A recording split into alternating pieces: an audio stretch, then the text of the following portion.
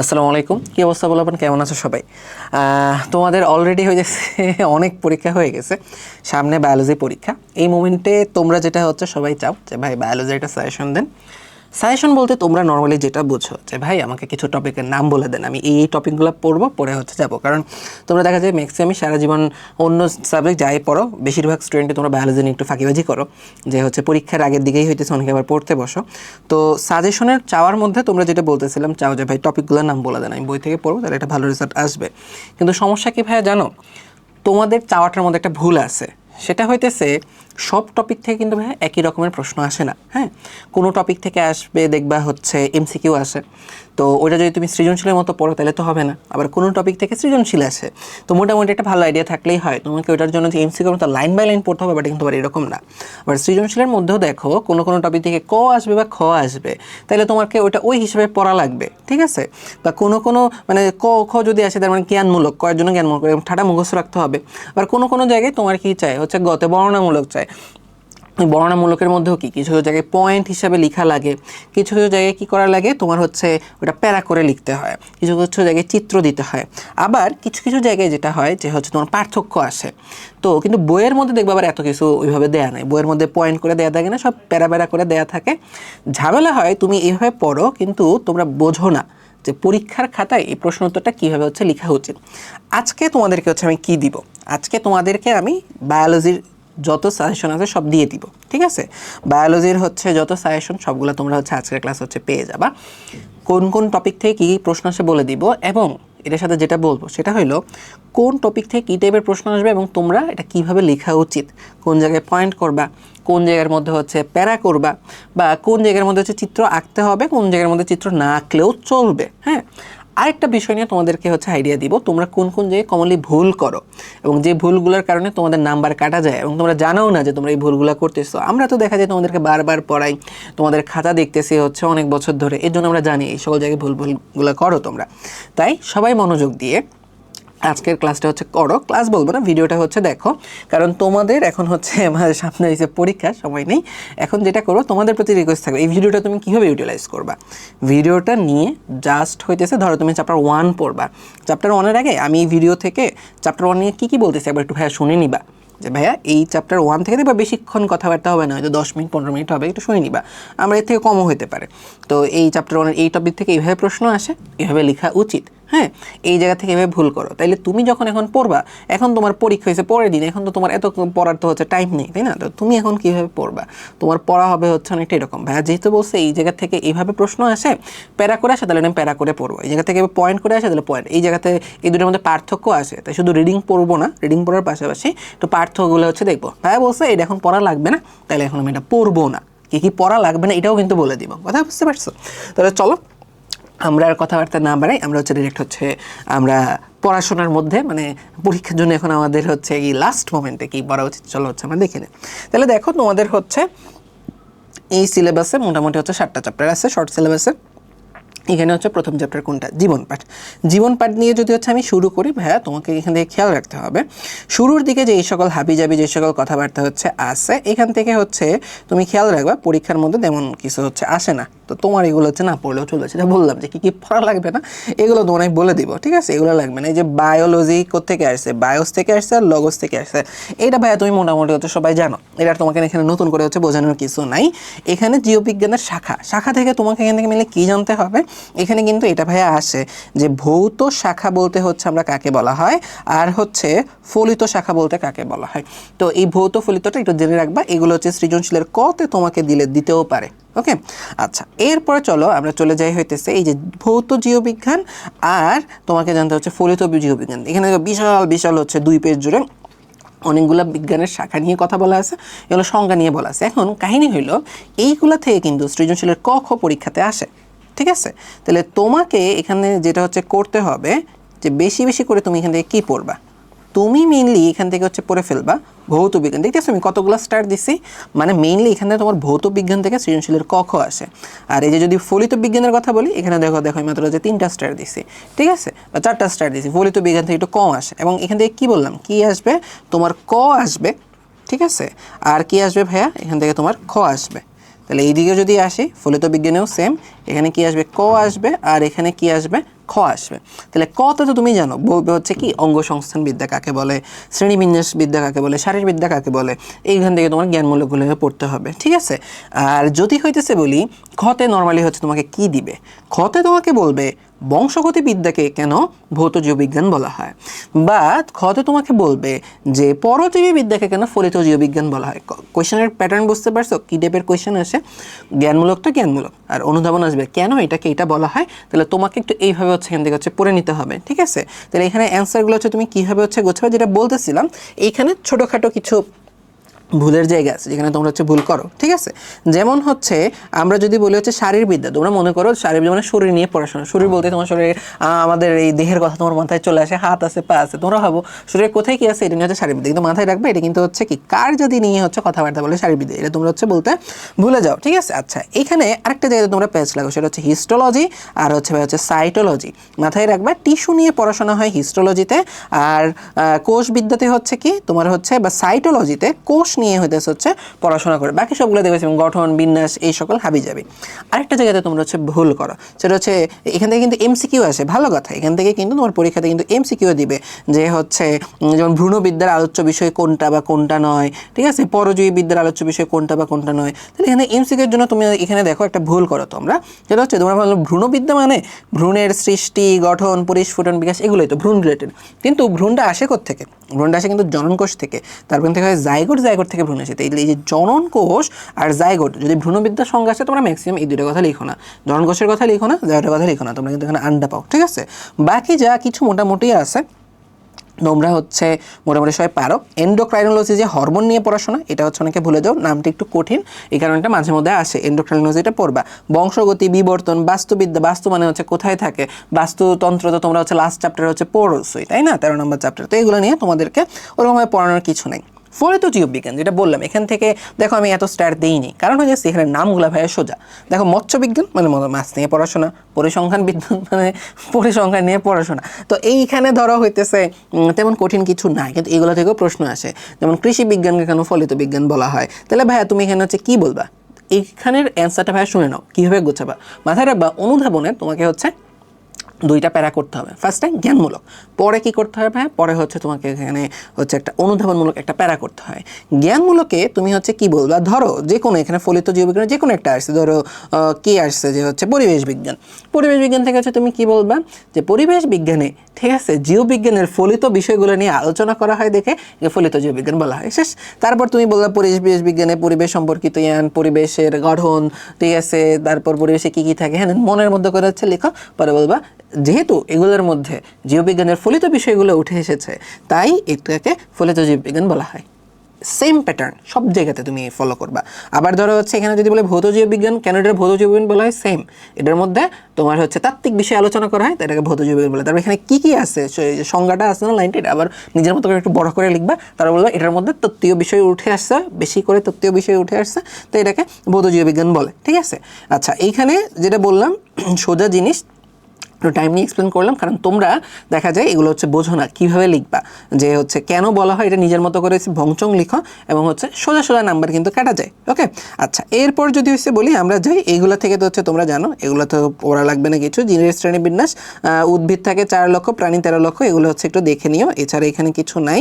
আরেকটা জিনিস হচ্ছে তোমাকে এখান থেকে এটা ভালো করে যেটা হচ্ছে পড়তে হবে, সেটা হলো যে ক্যারোলাস লিনিয়াস নামক একজন মানুষ আছে, তার নামটা একটুখানি হচ্ছে একটু দেখো আর কি, ঠিক আছে।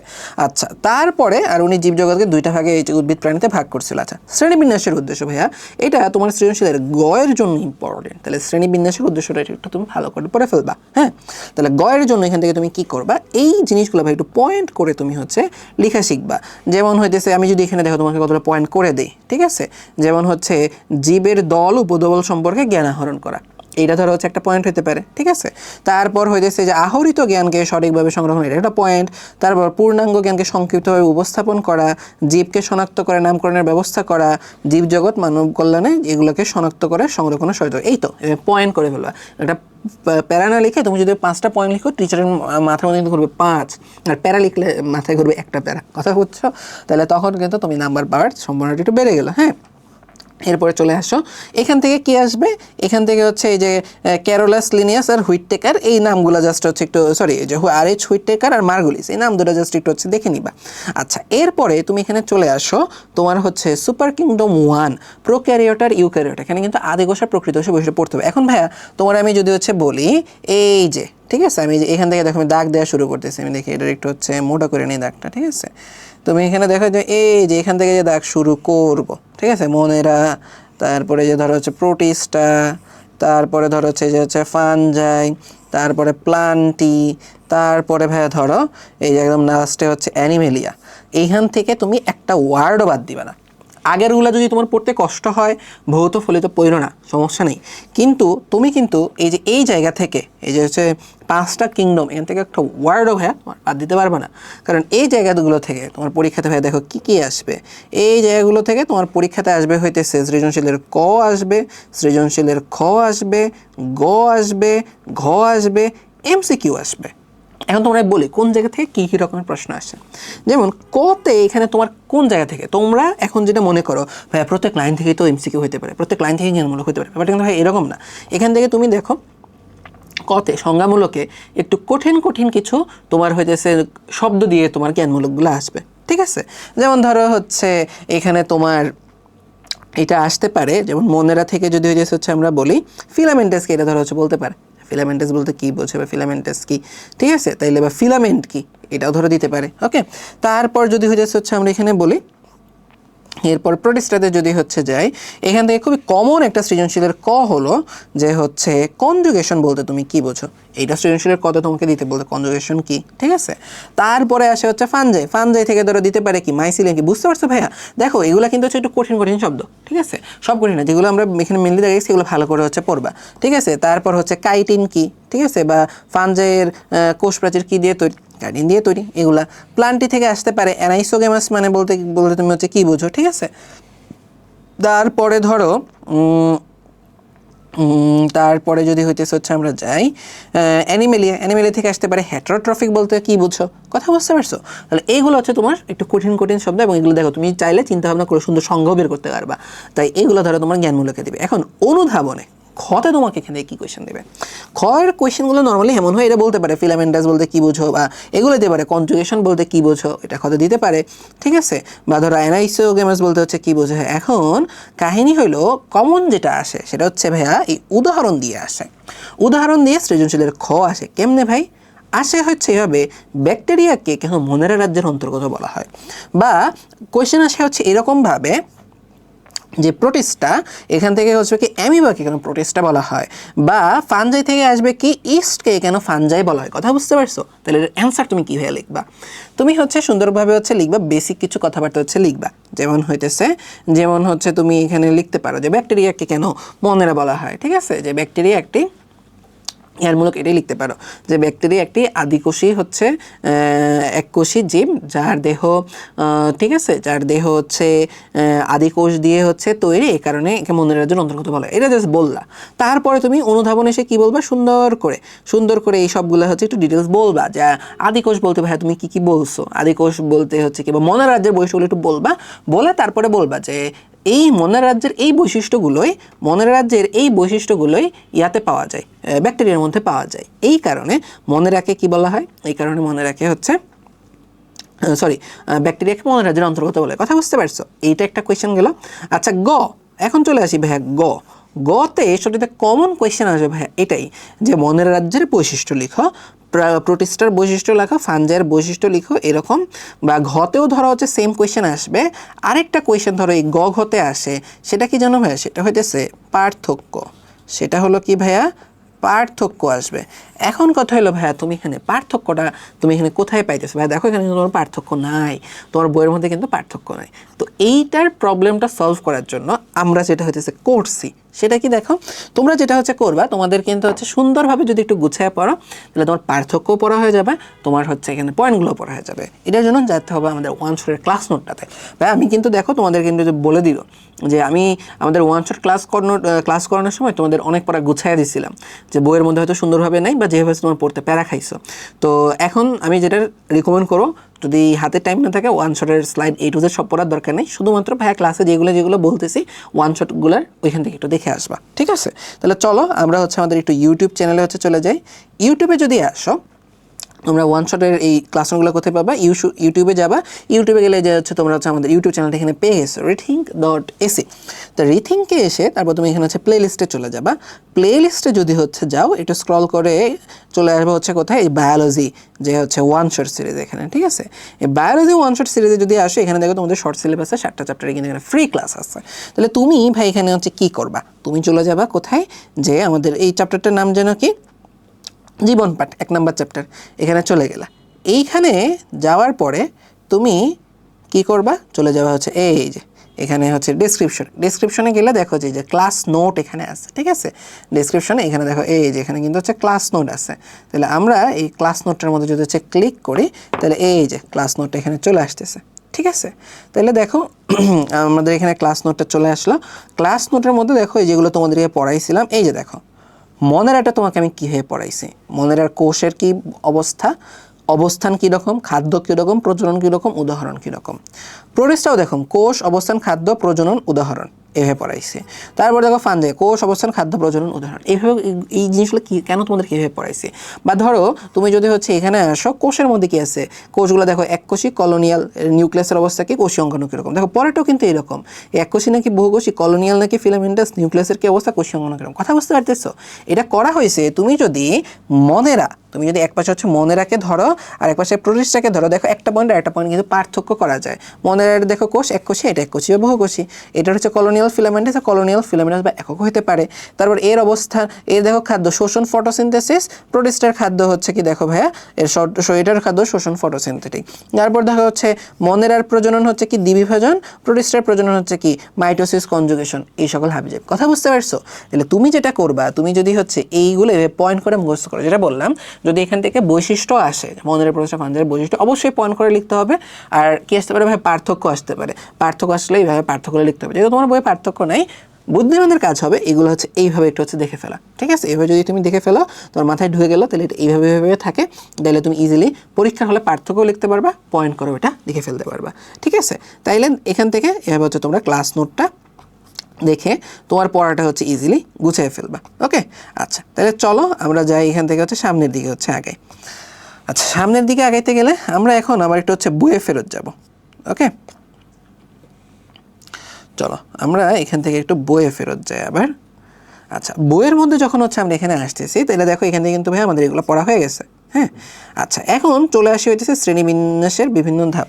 আচ্ছা ভালো কথা, এখান থেকে এটা এমসিকিউ এর জন্য দেখে রেখো যে টমাস ক্যাভলিয়ার স্মিথ কী করছিল, এটা এমসিকিউ এর জন্য দেখে রেখো। শ্রেণীবিন্যাসের বিভিন্ন ধাপ, ঠিক আছে? ধাপের ক্ষেত্রে এখানে তোমার যেটা জানলে হবে কয়টা ধাপ থাকে, 7টা ধাপ থাকে। আরেকটা জিনিস তোমাকে এখান থেকে হচ্ছে জানতে হবে, সেটা হলো হচ্ছে নেস্টেড হায়ারার্কি বলতে কী বুঝো। নেস্টেড হায়ারার্কি বলতে কী বুঝো, এটা সৃজনশীলের কতে দেয় আবার সৃজনশীলের খতেও দেয়। তো এটা সংজ্ঞাটা ভালো করে হচ্ছে এখান থেকে একটু রেডি করে ফেলবা। হ্যাঁ, আর আরেকটা জিনিস তোমাকে এখান থেকে জানতে হবে, তুমি এই ধাপগুলো বরাবর যত নিচে নামবা তত হচ্ছে বৈশিষ্ট্য বাড়ে আর প্রাণী কমে, ঠিক আছে? যেমন ধরো হচ্ছে প্রজাতি, মানুষের প্রজাতি হোমোসেপিয়েন্সের তো একটাই মানুষই আছে, ঠিক আছে? দেখো অ্যানিম্যাল কিংডমের আন্ডারে কি অনেক জীব আছে, বৈশিষ্ট্য হচ্ছে উল্টা।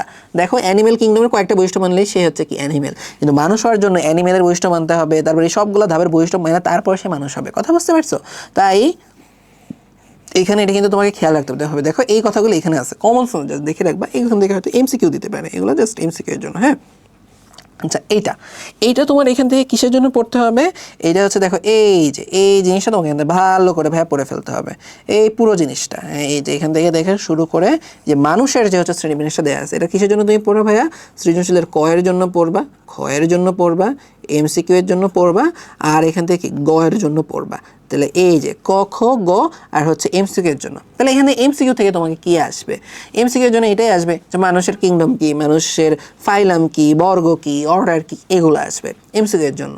আর আসতে পারে হইতেছে হচ্ছে কি বহুপদী হিসেবে, যে কেন প্রাইমেট, মানুষকে প্রাইমেট বলা হয়, এই পয়েন্টগুলো আসতে পারে।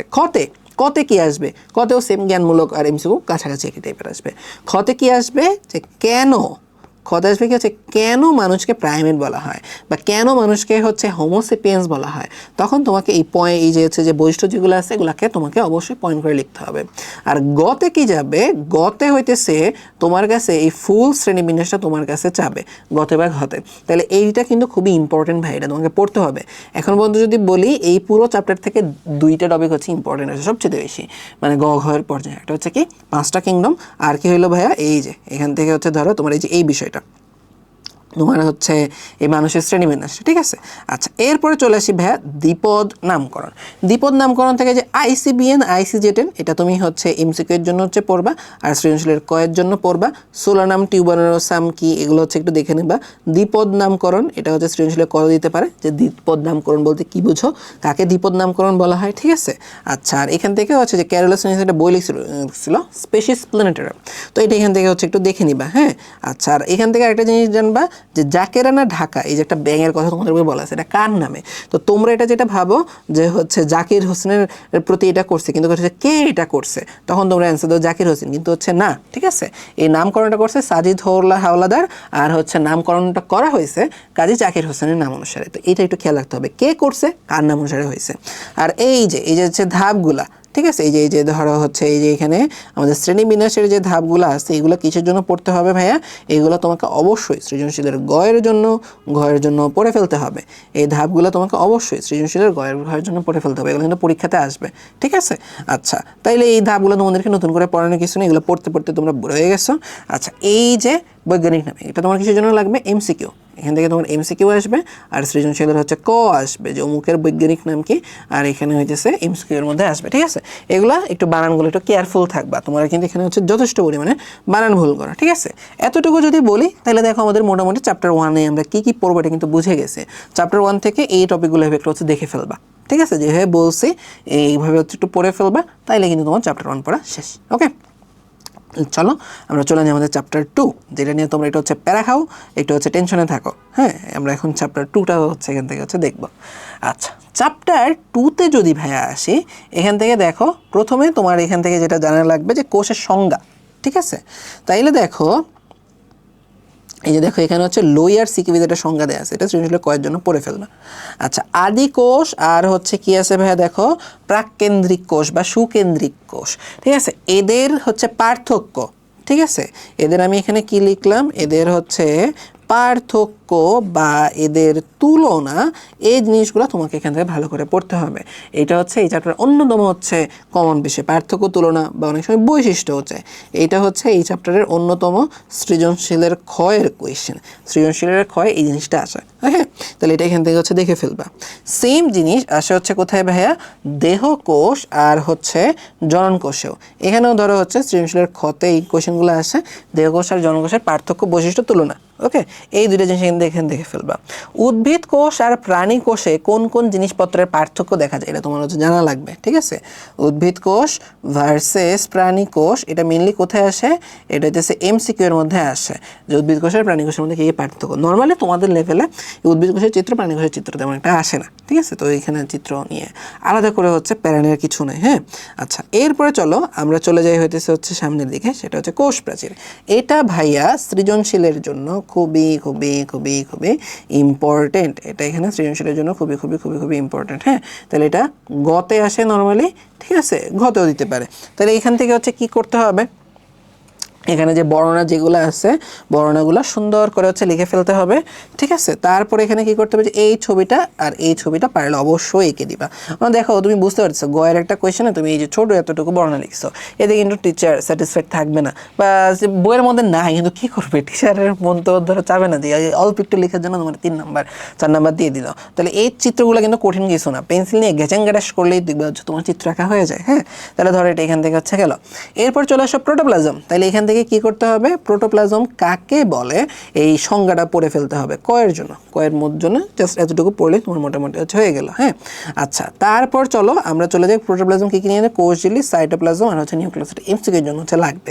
কোষ ঝিল্লি থেকে তুমি ভাই কি পড়বা, সেটা হইতেছে কোষ ঝিল্লি বা হচ্ছে প্লাজমা লেমা কাকে বলে বা প্লাজমা মেমব্রেন কাকে বলে, আর মাইক্রোভিলাই কাকে বলে। তাহলে এই কয়েকটা জিনিস তোমাকে পড়তে হবে, ঠিক আছে। তাহলে এগুলা কিসের জন্য লাগবে, সৃজনশীলের কয়ের জন্য লাগবে। আর কি কি দিয়ে তৈরি এটা প্রোটিন আর লিপিড দিয়ে তৈরি, এটা তোমার এমসিকিউ এর জন্য দরকার, এটা তোমার এমসিকিউ এর জন্য লাগবে, ঠিক আছে। আচ্ছা, এরপরে চলে আসো, আমরা চলে আসি হচ্ছে সাইটোপ্লাজমীয় অঙ্গাণু। এখন তোমার এখান থেকে মাথায় রাখতে হবে সাইটোপ্লাজমীয় অঙ্গাণু বা এই টপিকের পরে যে জিনিসগুলো আছে এটার মধ্যে থেকে মেইনলি আমার পরীক্ষাতে 3টা জিনিস আসে। সেই 3টা জিনিসের মধ্যে কী আছে? এক আছে মাইটোকন্ড্রিয়া, 2 আছে হচ্ছে কি প্লাস্টিড, 3 হচ্ছে নিউক্লিয়াস। নিউক্লিয়াস যদিও সাইটোপ্লাজমীয় অঙ্গাণু না, কিন্তু মানে এগুলো থেকে তোমার মেইনলি সৃজনশীলের গ ঘ আসে, ঠিক আছে, বা ক খ আসতে পারে। তো এখান থেকে এই কয়টা জিনিস একটু ভালো করে তোমাকে এখান থেকে জানতে হবে। তাহলে মাইটোকন্ড্রিয়া থেকে তোমার এখান থেকে কী আসবে? অবশ্যই যেটা হচ্ছে বললাম, মাইটোকন্ড্রিয়া থেকে মেইনলি তোমার পরীক্ষাতে আসবে খ আর গ। মাইটোকন্ড্রিয়া থেকে মেইনলি তোমার পরীক্ষাতে কী আসবে ভাইয়া? খ আর গ আসবে। তাহলে এটা এখান থেকে ভাইয়া তুমি অবশ্যই ভালো করে পড়ে ফেলবা। হ্যাঁ, এখানে যে বর্ণনা যেগুলো আছে বর্ণনাগুলো অবশ্যই কী করে লিখবা? পয়েন্ট করে লিখবা। আর এখানে দেখো অনেকগুলো চিত্র আছে, এই চিত্র লাগবে না, এই চিত্র লাগবে না, তুমি এই চিত্রটা যদি এঁকে দাও তাইলেই মোটামুটি হচ্ছে হয়ে যাবে। তাহলে এই চিত্রটা একটু একা শিখে ফেলবা। যারা হচ্ছে চিত্র আঁকা নিয়ে হচ্ছে প্যারা খাও, তারা হচ্ছে যেটা হচ্ছে করবা, তাদের জন্য হচ্ছে সলিউশন আছে। তোমরা চলে যাবা হচ্ছে কোথায় বলো? কোথায় যাবা? আমাদের ইউটিউব চ্যানেলে যাবা। ইউটিউব চ্যানেলে গেলে চলে যাবা হচ্ছে কোথায়? চলে যাবা হচ্ছে তুমি এরপরে যে প্লেলিস্টের মধ্যে দেখবা আমাদের কিন্তু একটা ড্রয়িং প্লেলিস্ট আছে। এখানে তোমরা পুরো প্লেলিস্ট লাগবে না, জাস্ট হচ্ছে যে দেখো যে ড্রয়িং ওয়ান শট একটা ক্লাস আছে। এই ড্রয়িং ওয়ান শট ক্লাসের মধ্যেই কিন্তু তুমি সবগুলা হচ্ছে চিত্র, তোমাদের পরীক্ষার জন্য ইম্পর্টেন্ট যত চিত্র আছে সবগুলো এখানে পেয়ে যাবা। যেমন আমরা কী যেন দেখতেছিলাম? মাইটোকন্ড্রিয়া না? এই যে দেখো, আমরা এখান থেকে হচ্ছে মাইটোকন্ড্রিয়াতে হচ্ছে চলে আসতেছে, ঠিক আছে। আমরা যদি এখানে খেয়াল করো যে আমরা এখানে মাইটোকন্ড্রিয়া আঁকতেছি,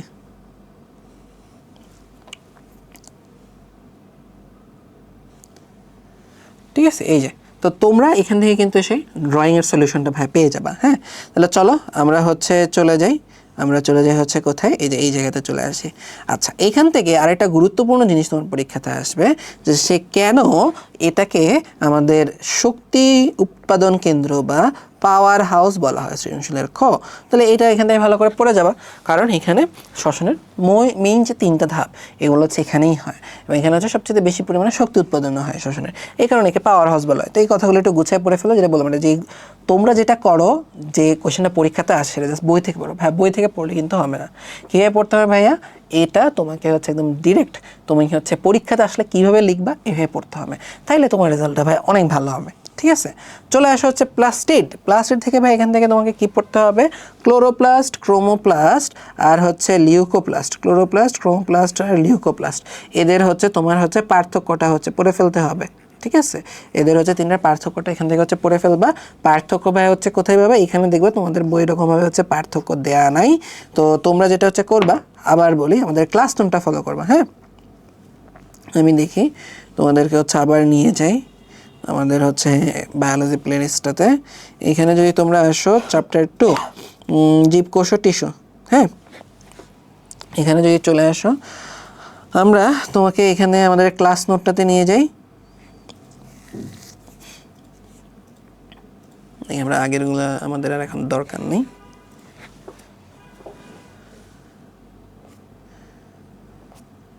আচ্ছা, এখানে তোমাদেরকে আগে হচ্ছে আমি উদ্ভিদ টিস্যুটা পড়ায় ফেলছিলাম, তাই ক্লাস নোটের শুরুর দিকে তোমরা হচ্ছে দেখতেছো খালি উদ্ভিদ টিস্যু, এগুলোর মধ্যেও আসবো।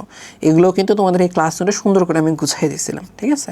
ক্লাস নোট পড়লে দেখবে হচ্ছে এত প্যারার কিছু নেই এখানে।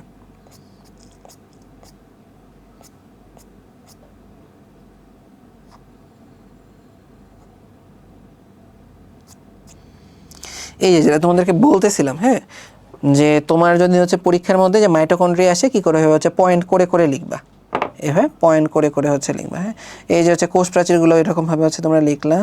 তারপর যেটা এখান থেকে তোমাদেরকে দেখাইতেছিলাম যে প্লাস্টিড, তাই না? এই যে প্লাস্টিডগুলো তুমি এভাবে পয়েন্ট করে লিখতে পারো। এবং হচ্ছে এরপরে যে 3 প্রকারের প্লাস্টিড, ক্লোরোপ্লাস্ট, ক্রোমোপ্লাস্ট, লিউকোপ্লাস্ট, দেখো এদের পার্থক্যর মতো করে কিন্তু পড়ায় দিচ্ছে। তাহলে পরীক্ষাতে যদি তোমার বৈশিষ্ট্য আসে, তুমি পয়েন্টগুলো ধরে লিখে ফেলতে পারবা, যে কোনোটা বৈশিষ্ট্য, বা পরীক্ষাতে যদি গণনা যায় তুমি এইভাবে পয়েন্ট ধরে লিখে ফেলতে পারবা, অথবা পরীক্ষা যদি পার্থক্য চায় তুমি এভাবে হচ্ছে লিখে ফেলতে পারবা, ঠিক আছে। আচ্ছা, তাইলে চলো আমরা চলে যাই হচ্ছে সামনের দিকে। বই থেকে অবশ্যই কী করতে হবে? এখান থেকে কিন্তু প্লাস্টিডের এই চিত্রটাকে শিখতে হবে, এবং চিত্রটা হচ্ছে তুমি এটা কোথায় পাবা, চিত্রটা হচ্ছে পেয়ে যাবো ওই যে আমাদের চিত্র আঁকার যে ওয়ান শট ক্লাসটা দেখাইছি, ওইখানে কিন্তু আমরা তোমাদেরকে সবগুলা চিত্র আঁকা কিন্তু হচ্ছে শিখিয়ে দিছে। ওইখানে কিন্তু তোমাদেরকে হচ্ছে আমরা সবগুলা চিত্র আঁকা এখানে শিখিয়ে দিছি, ঠিক আছে? তো ওইখান থেকে কিন্তু হচ্ছে পেয়ে যাবা। তাহলে এইভাবে আমাদের প্লাস রেটটা পড়ে ফেলতে হবে A to Z, ঠিক আছে? এটা কিন্তু হচ্ছে A to Z যা আছে সব তোমাকে এখান থেকে পড়তে হবে, এখান থেকে কোনো কিছু বাদ দেওয়া যাবে না, হ্যাঁ? আচ্ছা, এরপর চলে আসে হচ্ছে ভাই গলজি বস্তুতে। গলজি বস্তু এন্ডোপ্লাজমিক রেটিকুলাম, কোষ গহ্বর, লাইসোজোম, কোষ কঙ্কাল, রাইবোজোম, সেন্ট্রোজোম। এইগুলো থেকে ভাই মেইনলি তোমার পরীক্ষাতে কী আসবে জানো? মেইনলি আসবে হচ্ছে সৃজনশীল ক বা খ, ঠিক আছে? তোমাদেরকে আমি একটা কাজ করে তোমাদেরকে প্রিভিয়াস ইয়ারের কিছু কোয়েশ্চেন দেখাই, তাইলে তোমরা আমার কথাটা বুঝতে পারবা, ঠিক আছে? তাইলে তোমরা আমার কথাটা সহজে বিশ্বাসও করবা। চলো আমরা তোমাকে প্রিভিয়াস ইয়ারের কিছু কোয়েশ্চেন দেখাই এখানে। এই যে দেখো, জ্ঞানমূলক যদি দেখি, লাইসোজোম কি, রাইবোজোম কি, লিউকোপ্লাস্ট কি বা কাকে বলে, সেন্ট্রিওল কাকে বলে, মাইক্রোটিউবিউল, মাইক্রোফিলামেন্ট কোষ কী বা কাকে বলে। এখন ভাই দেখো, এই জিনিসটাই তোমাদেরকে আমি বলতে চাইছি, তোমার বইয়ে কিন্তু ডিরেক্টলি এগুলো সংজ্ঞা দেওয়া নাই যে লাইসোজোম কাকে বলে, রাইবোজোম কাকে বলে। কিন্তু যে বললাম না, তোমরা যেটা করো যখন বলবে এই টপিকটা ইম্পর্টেন্ট, তুমি কি করো? তুমি জাস্ট এটা বই থেকে রিডিং পড়েন, বই তো ওইভাবে নাই। তাহলে তোমার পরীক্ষাতে যেভাবে তোমার এই জিনিসটা আসে, তোমার কিন্তু নিজেকে ওইভাবে প্রিপেয়ার করতে হবে, হ্যাঁ? পরীক্ষাতে যদি হচ্ছে আসে তোমার জ্ঞানমূলক, তাহলে তোমার নিজেকে বাসা থেকে জ্ঞানমূলক একটা অ্যান্সার রেডি করে যেতে হবে। যদি আসে অনুধাবন, বইয়ে না থাকলেও নিজেকে ওইভাবে রেডি করে নিতে হবে। কথা বুঝতেছো? তোমরা যেটা করো, এটা হচ্ছে পরীক্ষার হলে বসে হচ্ছে চিন্তা করো, করে হচ্ছে অ্যান্সার করো। দেখো তুমি জানো অলরেডি কী কী আসতে পারে, তো এটা বাসা থেকে যদি তুমি চিন্তা করে যাইতে, তোমার অ্যান্সারটা কিন্তু অনেক ভালো হয়। তো পরীক্ষার হলে গিয়ে এই প্রেশারের মধ্যে এত কিছু মনে থাকে না, ভংসং লিখো, নাম্বারও কম পাও। কথা বুঝতেছো? তাইলে তুমি এখান থেকে হচ্ছে কী করবা, তুমি এখান থেকে যে হচ্ছে গলজি বস্তু পড়বা, এন্ডোপ্লাজমিক রেটিকুলাম পড়বা। এটা হচ্ছে তুমি হচ্ছে কিসের জন্য মেনলি হচ্ছে পড়বা? ক খ এর জন্য হচ্ছে এখান থেকে হচ্ছে পড়বা, মেনলি ক খ এর জন্য, ঠিক আছে? গ ঘও আসতে পারে, মেনলি এগুলো হচ্ছে ক খ এর জন্য পড়বা।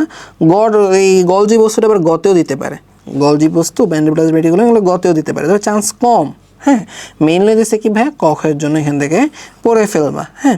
এন্ডোপ্লাজমিক রেটিকুলাম, ঠিক আছে, ভালো কথা। এগুলো থেকে এমসিকিউ আসতে পারে, এগুলো থেকে এমসিকিউ খুবই ইম্পর্টেন্ট, যে কোনটার কাজ কি, এমসিকিউ খুবই ইম্পর্টেন্ট।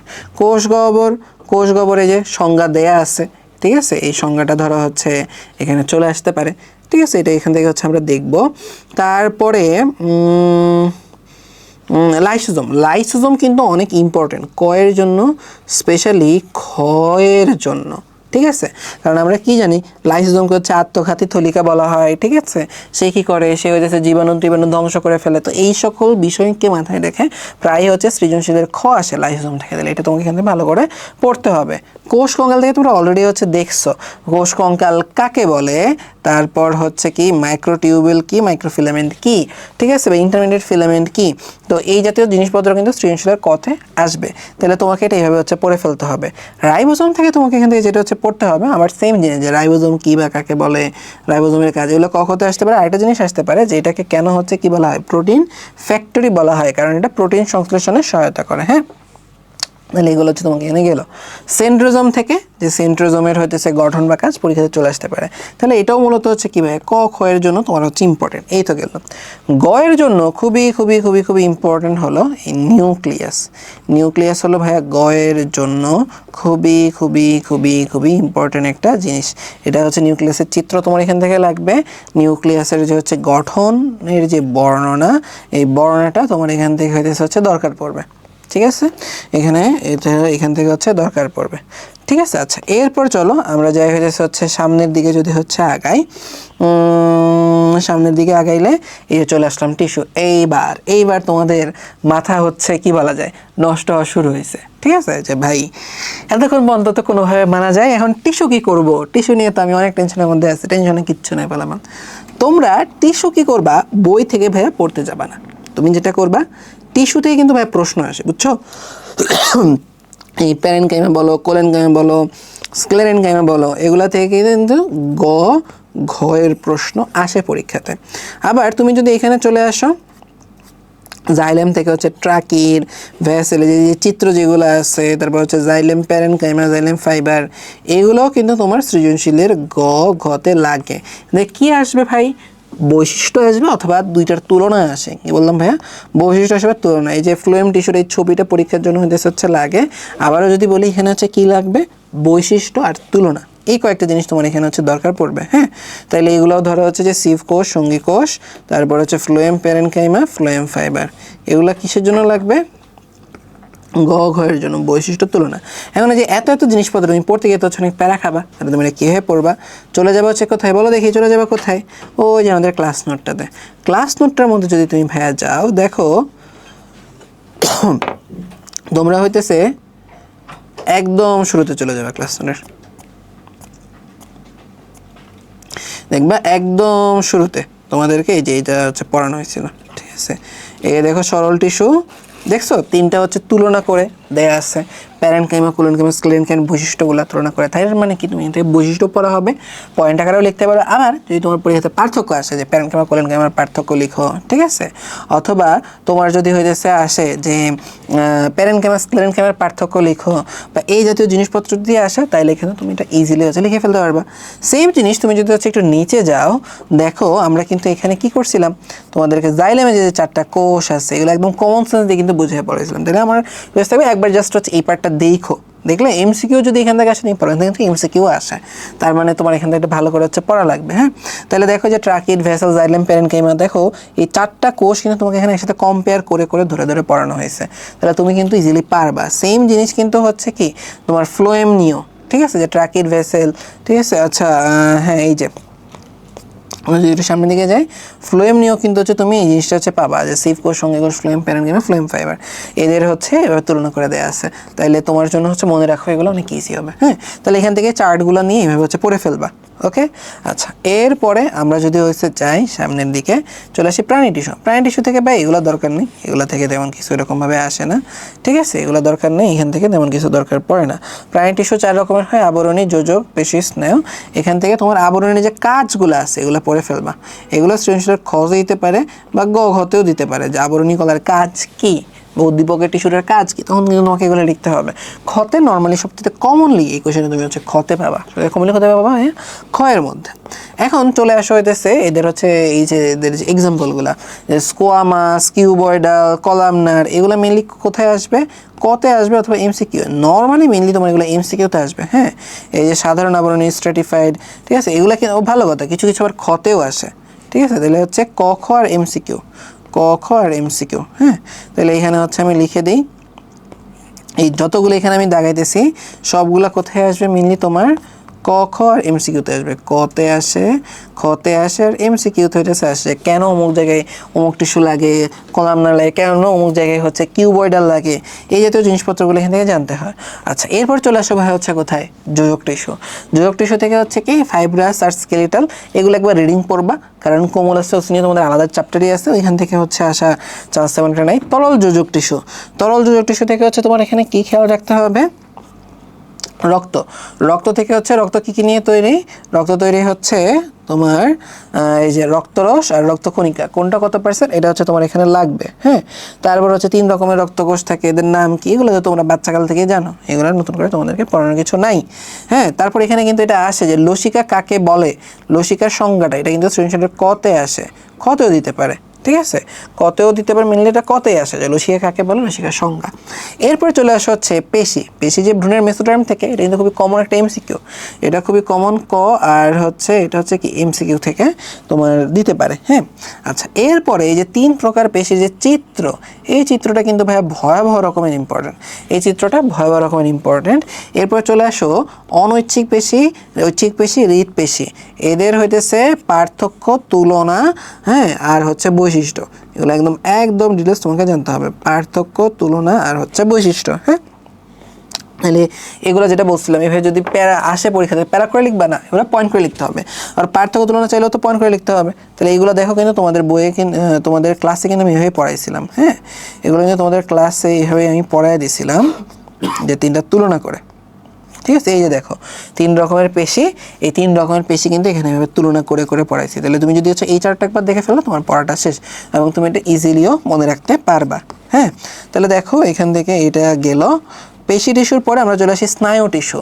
স্নায়ু টিস্যু থেকে হচ্ছে মেনলি তোমার কি এই যে হচ্ছে নিউরনের ছবিটা লাগবে আর নিউরনের গঠনটা হইতেছে দরকার পড়বে, নিউরনের ছবি আর নিউরনের গঠনটা এখান থেকে দরকার পড়বে। হ্যাঁ, তাহলে এটা জাস্ট হচ্ছে এখান থেকে ছবি আর গঠনটা একবার পড়ে ফেলবা, তাইলেই হয়ে যাবে। সিনেপস কাকে বলে, এটা সৃজনশীলের কত দিতে পারে, এখান থেকে একটু দেখে নিলাম।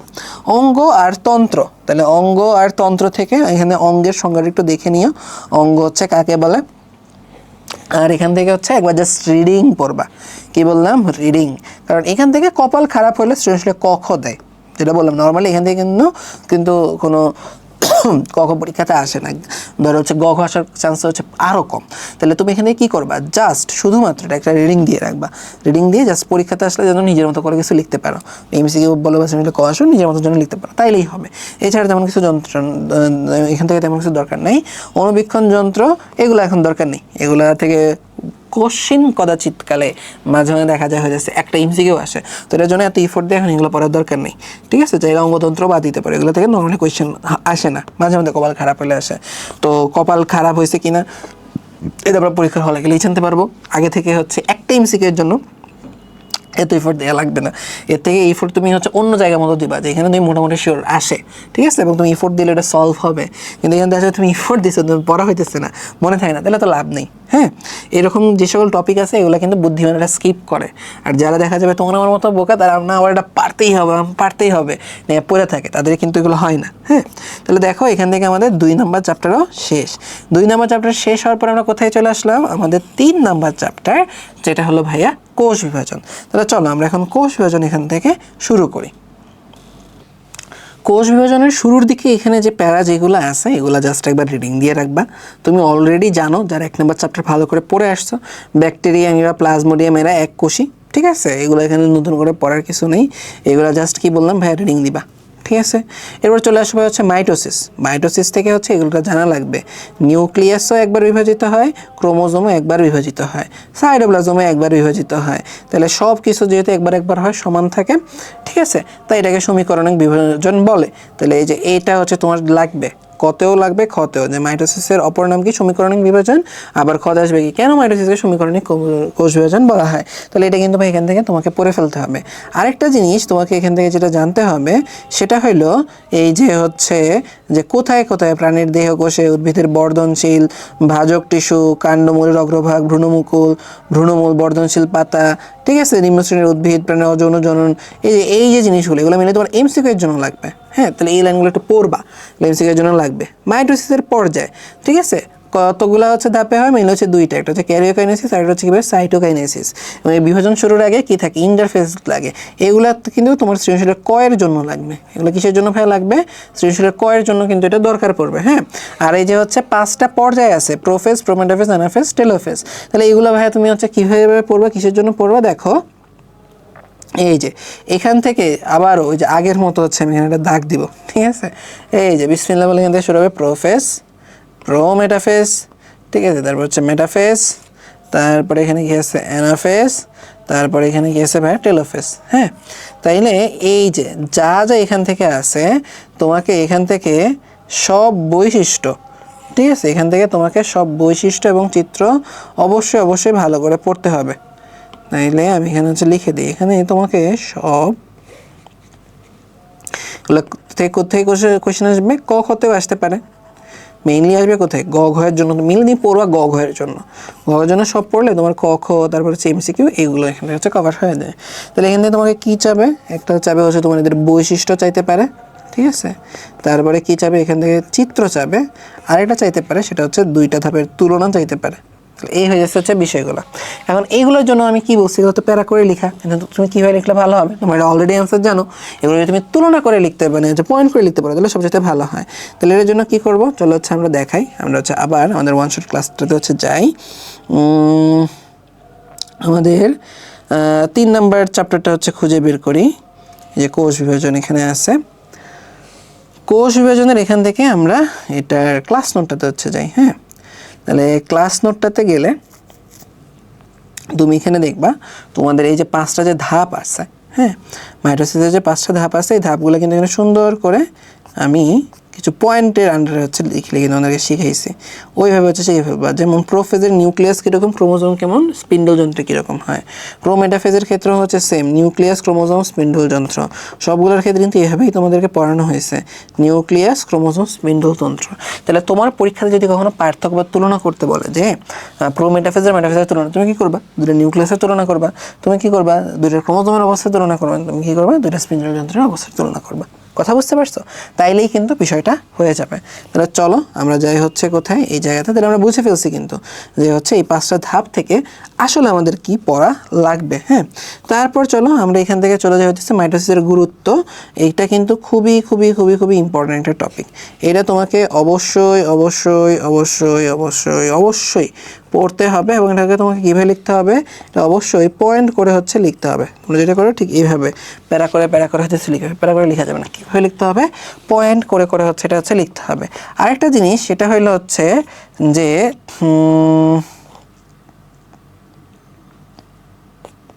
না, এটা দেখা যায় হচ্ছে এখানে নেই, তো আমাদের লাগবে না। এগুলো হচ্ছে মাইটোসিসের গুরুত্ব, পয়েন্ট করে লিখবা, এরকমভাবে এটা হচ্ছে দরকার নেই। এরপর চলো আমরা চলে যাই হচ্ছে কোথায়, মিওসিসে চলে আসি। মিওসিস থেকে তোমাকে যে এই চিত্রটা হচ্ছে শিখতে হবে, ঠিক আছে, যে মিওসিসকে কেন হ্রাসমূলক বিভাজন বলা হয়, ঠিক আছে। এই জিনিসপত্রগুলো তোমার এখানে খতে আসতে পারে বা গতে আসতে পারে, খতে বা গতে, ঠিক আছে। তাহলে এখানে কি হয় যে তোমার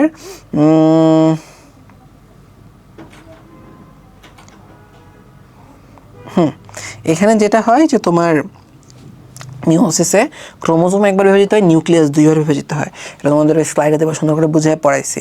তো এই জিনিসটার কারণে এর ক্রোমোজোম সংখ্যা অর্ধেক হয়ে যায়, তো এটাকে হ্রাসমূলক বিভাজনও বলা হয়। এটা কিন্তু সৃজনশীলের ক্ষয়ের আর হচ্ছে ক্ষয়ের খুবই কমন প্রশ্ন। তাহলে এগুলো তুমি এখান থেকে শিখে ফেলবা, এই চিত্রটা এখান থেকে শিখে ফেলবা। হ্যাঁ, পরীক্ষাতে আসলে কিন্তু অবশ্যই চিত্রটা আঁকতে হবে। চিত্রটা কিন্তু কঠিন কিছু না, জাস্ট দেখো এই যে এখানে হয়েছে কি ক্রোমাটিডওয়ালা 4টা ক্রোমোজোম আছে, তারপরে এখান থেকে এই দুইটা ধরো এখানে চলে আসছে, এই দুইটা এখানে চলে আসছে, মানে দেখো এখানে কিন্তু এখনো ক্রোমাটিড আছে। তারপরে কি হয়, এগুলো হচ্ছে লম্বালম্বি ভাগ হয়ে গেছে, 4টা হয়েছিল, 4টা থেকে এই যে 2টা এখানে আসছে, 2টা এখানে, 2টা এখানে, 2টা এখানে। কথা বুঝতে পারছো? তো ইজি কিন্তু জিনিসটা, এই চিত্রটা আঁকে এখান থেকে শিখে ফেলবা। হ্যাঁ, আর যেটা আছে সেটা হচ্ছে মিওসিসের গুরুত্ব। তাহলে গুরুত্ব কিন্তু তোমার জন্য গুরুত্বপূর্ণ, মিওসিসের গুরুত্ব তোমার জন্য গুরুত্বপূর্ণ, এটা কিন্তু অবশ্যই ঘয়ের জন্য হচ্ছে পড়ে ফেলতে হবে। হ্যাঁ, এবং এই যে মাইটোসিসের গুরুত্ব, মিওসিসের গুরুত্ব, তুমি যদি এখানে খেয়াল করো ভাইয়া, দেখো এই সবগুলো কিন্তু এখানে কিভাবে দেয়া আছে, বর্ণনামূলকভাবে দেয়া আছে, বর্ণনামূলকভাবে দেয়া, এই দেখো এখানে বর্ণনামূলকভাবে দেয়া, ঠিক আছে। কিন্তু এটা কীভাবে লিখলে ভালো হতো, পয়েন্ট করে লিখলে কিন্তু ভালো হতো।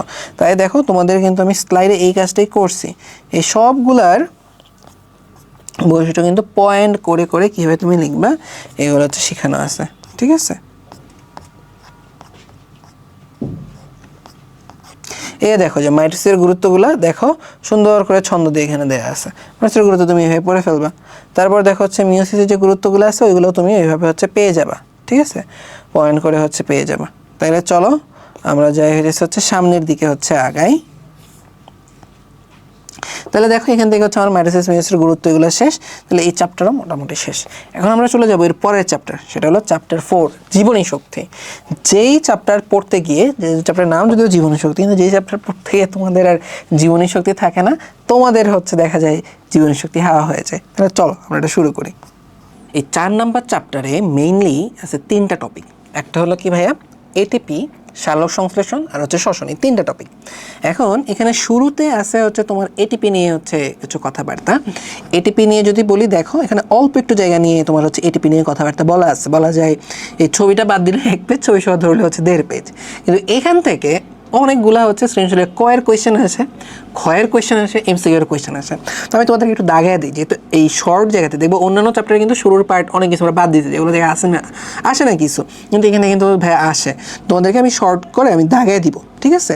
তাহলে এখান থেকে তোমাকে যে জিনিসটা জানতে হবে, এই যে এটিপি চক্র, এই চক্রটা তোমার জানতে হবে। তোমার হচ্ছে এই ছবি টবি দরকার নেই, ঠিক আছে, এই ছবি টবি দরকার নেই। তুমি হচ্ছে দেখবা তোমাদের একটা স্লাইড আমি একটু পরে দেখাবো, স্লাইডে কীভাবে চক্রটা পড়েছে ওইভাবে তুমি পড়বা, একটু পরে হচ্ছে তোমাদেরকে আমি দেখাবো। হ্যাঁ, আচ্ছা, এরপর এখান থেকে কি আসতে পারে, এই টাইপ কোয়েশ্চেন আসে, দেখবে এখানে কঠিন কঠিন কিছু শব্দ আছে, এগুলো আসবে। যে অ্যাডেনিন কি, এটা আসতে পারে, যেটা একটি নাইট্রোজেনাস বেস। তারপর হচ্ছে কি অ্যাডিনোসিন কি, তাহলে অ্যাডেনিনের সাথে কি হয়, একটা হচ্ছে তোমার ফসফেট যুক্ত হয়ে, ঠিক আছে, সরি তোমার হচ্ছে কি জানো রাইবোজ সুগার যুক্ত হয়ে একটা অ্যাডেনোসিন হয়, এটা আসে। তারপরে আসবে হইতেছে হচ্ছে এএমপি বলতে কি বুঝো, এডিপি বলতে কি বুঝো, এটিপি কি, এটিপি কাকে বলে, এইগুলা। তাহলে তুমি কি করবে, তোমার বইয়ে যেটা বারবার বলি বলে দেখো হ্যাঁ তোমাদেরকে বারবার যেটা বলি, সরাসরি কিন্তু তোমার বই অ্যান্সার নাই। তোমাকে এখন আমি যেটা বোঝানোর চেষ্টা করতেছি পরীক্ষাতে কি আসবে, তোমার তেমন কীভাবে পড়া উচিত, এগুলো জ্ঞানমূলক হিসেবে পড়ে রাখবা। যেমন এটিপি আসলে কি, অ্যাডেনোসিনের সাথে, ঠিক আছে, 3টি ফসফেট যুক্ত হয়, যে যৌগ তৈরি হয় তাকে অ্যাডেনোসিন ট্রাইফসফেট বলে এভাবে বলতে পারো। বা অ্যাডেনিন নামক নাইট্রোজেনাস বেসের সাথে একটি 5 কার্বন যুক্ত রাইবোজ শর্করা এবং 3টি অজৈব ফসফেট যুক্ত হয়ে যে যৌগ তৈরি হয় তাকে এটিপি বলে। কথা বুঝতে পারছো? তুমি কিন্তু বুঝে বুঝে পড়বা। তোমাদেরকে আমি ক্লাস নোটটার মধ্যে দেখাবো, যদি কারণ এখানে কনফিউশন থাকে ক্লাস নোটটা একবার যদি দেখো, ঠিক আছে, তোমার একটা কনসেপ্ট ক্লিয়ার হয়ে যাবে। জাস্ট যে পার্টটার মধ্যে ঝামেলা লাগবে ওর একটু ক্লাস নোট দেখে নিবা, বা ওই ক্লাসের ভিডিও থেকে জাস্ট ওই পার্টটা একটু দেখে নিবা। খুবই কমন সৃজনশীলের খ আসলো ফসফোরাইলেশন আর হচ্ছে বা ডিফসফোরাইলেশন। আর এটা খুবই কমন এমসিকিউ আপনার কতে আসে, সেটা হইলো প্রতিমোল এটিপির তোমার প্রান্তীয় ফসফেট গ্রুপে কতটুকু শক্তি দেয়, 7.3 কিলো ক্যালোরি আর 30.55 কিলো জুল। তো এটা কিন্তু তোমাদের পরীক্ষাতে হচ্ছে জানতে হবে, ঠিক আছে। আচ্ছা, এরপরে তোমার এখান থেকে যেটা হচ্ছে লাগবে সেটা হইলো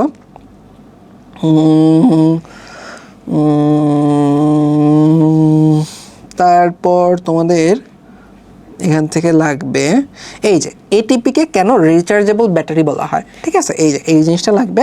আবার এটিপিকে কেন জৈব মুদ্রা বা শক্তি মুদ্রা বায়োলজিক্যাল কয়েন বলা হয়। তাহলে এই জিনিসগুলো তোমাদের এখানে যা যা বলছি কিসে কিসে আসবে, কতে আসবে, তারপর এগুলো কোথায় আসবে, খতে আসবে আর এমসিকিউতে আসবে, ঠিক আছে।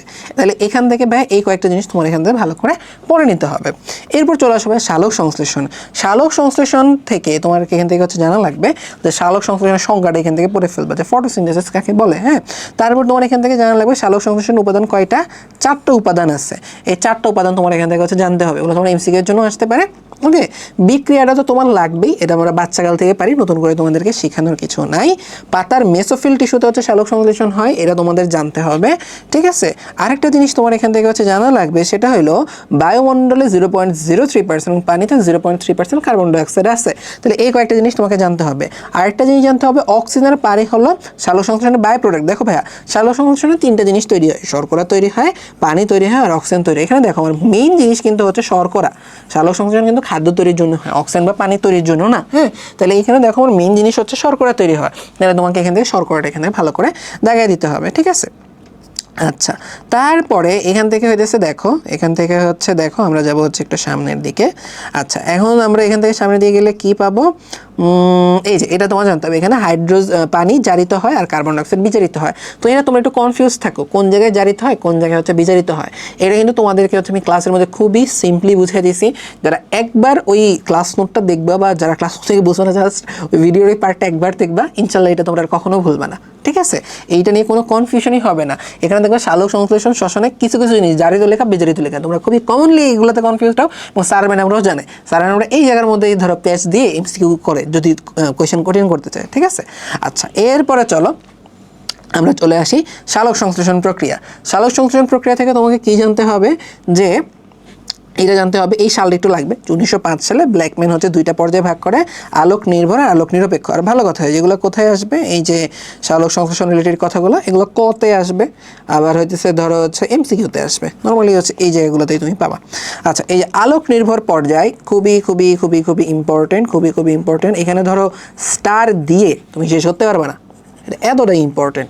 এটা হচ্ছে কিসের জন্য, গয়ের জন্য, ঘয়ের জন্য। ওকে, তারপর আলোক নিরপেক্ষ বা অন্ধকার পর্যায়, এটাও হইতেছে ইম্পর্টেন্ট কিসের জন্য, এটাও হচ্ছে তোমার ইম্পর্টেন্ট হলো গয়ের জন্য, ঘয়ের জন্য। তোমরা নর্মালি দেখা যায় যে এই যে ছবি যেটা আছে, এই ছবিটা তোমরা হচ্ছে ইগনোর করো, বুঝো না যে ভাই এখানে কী দিছে।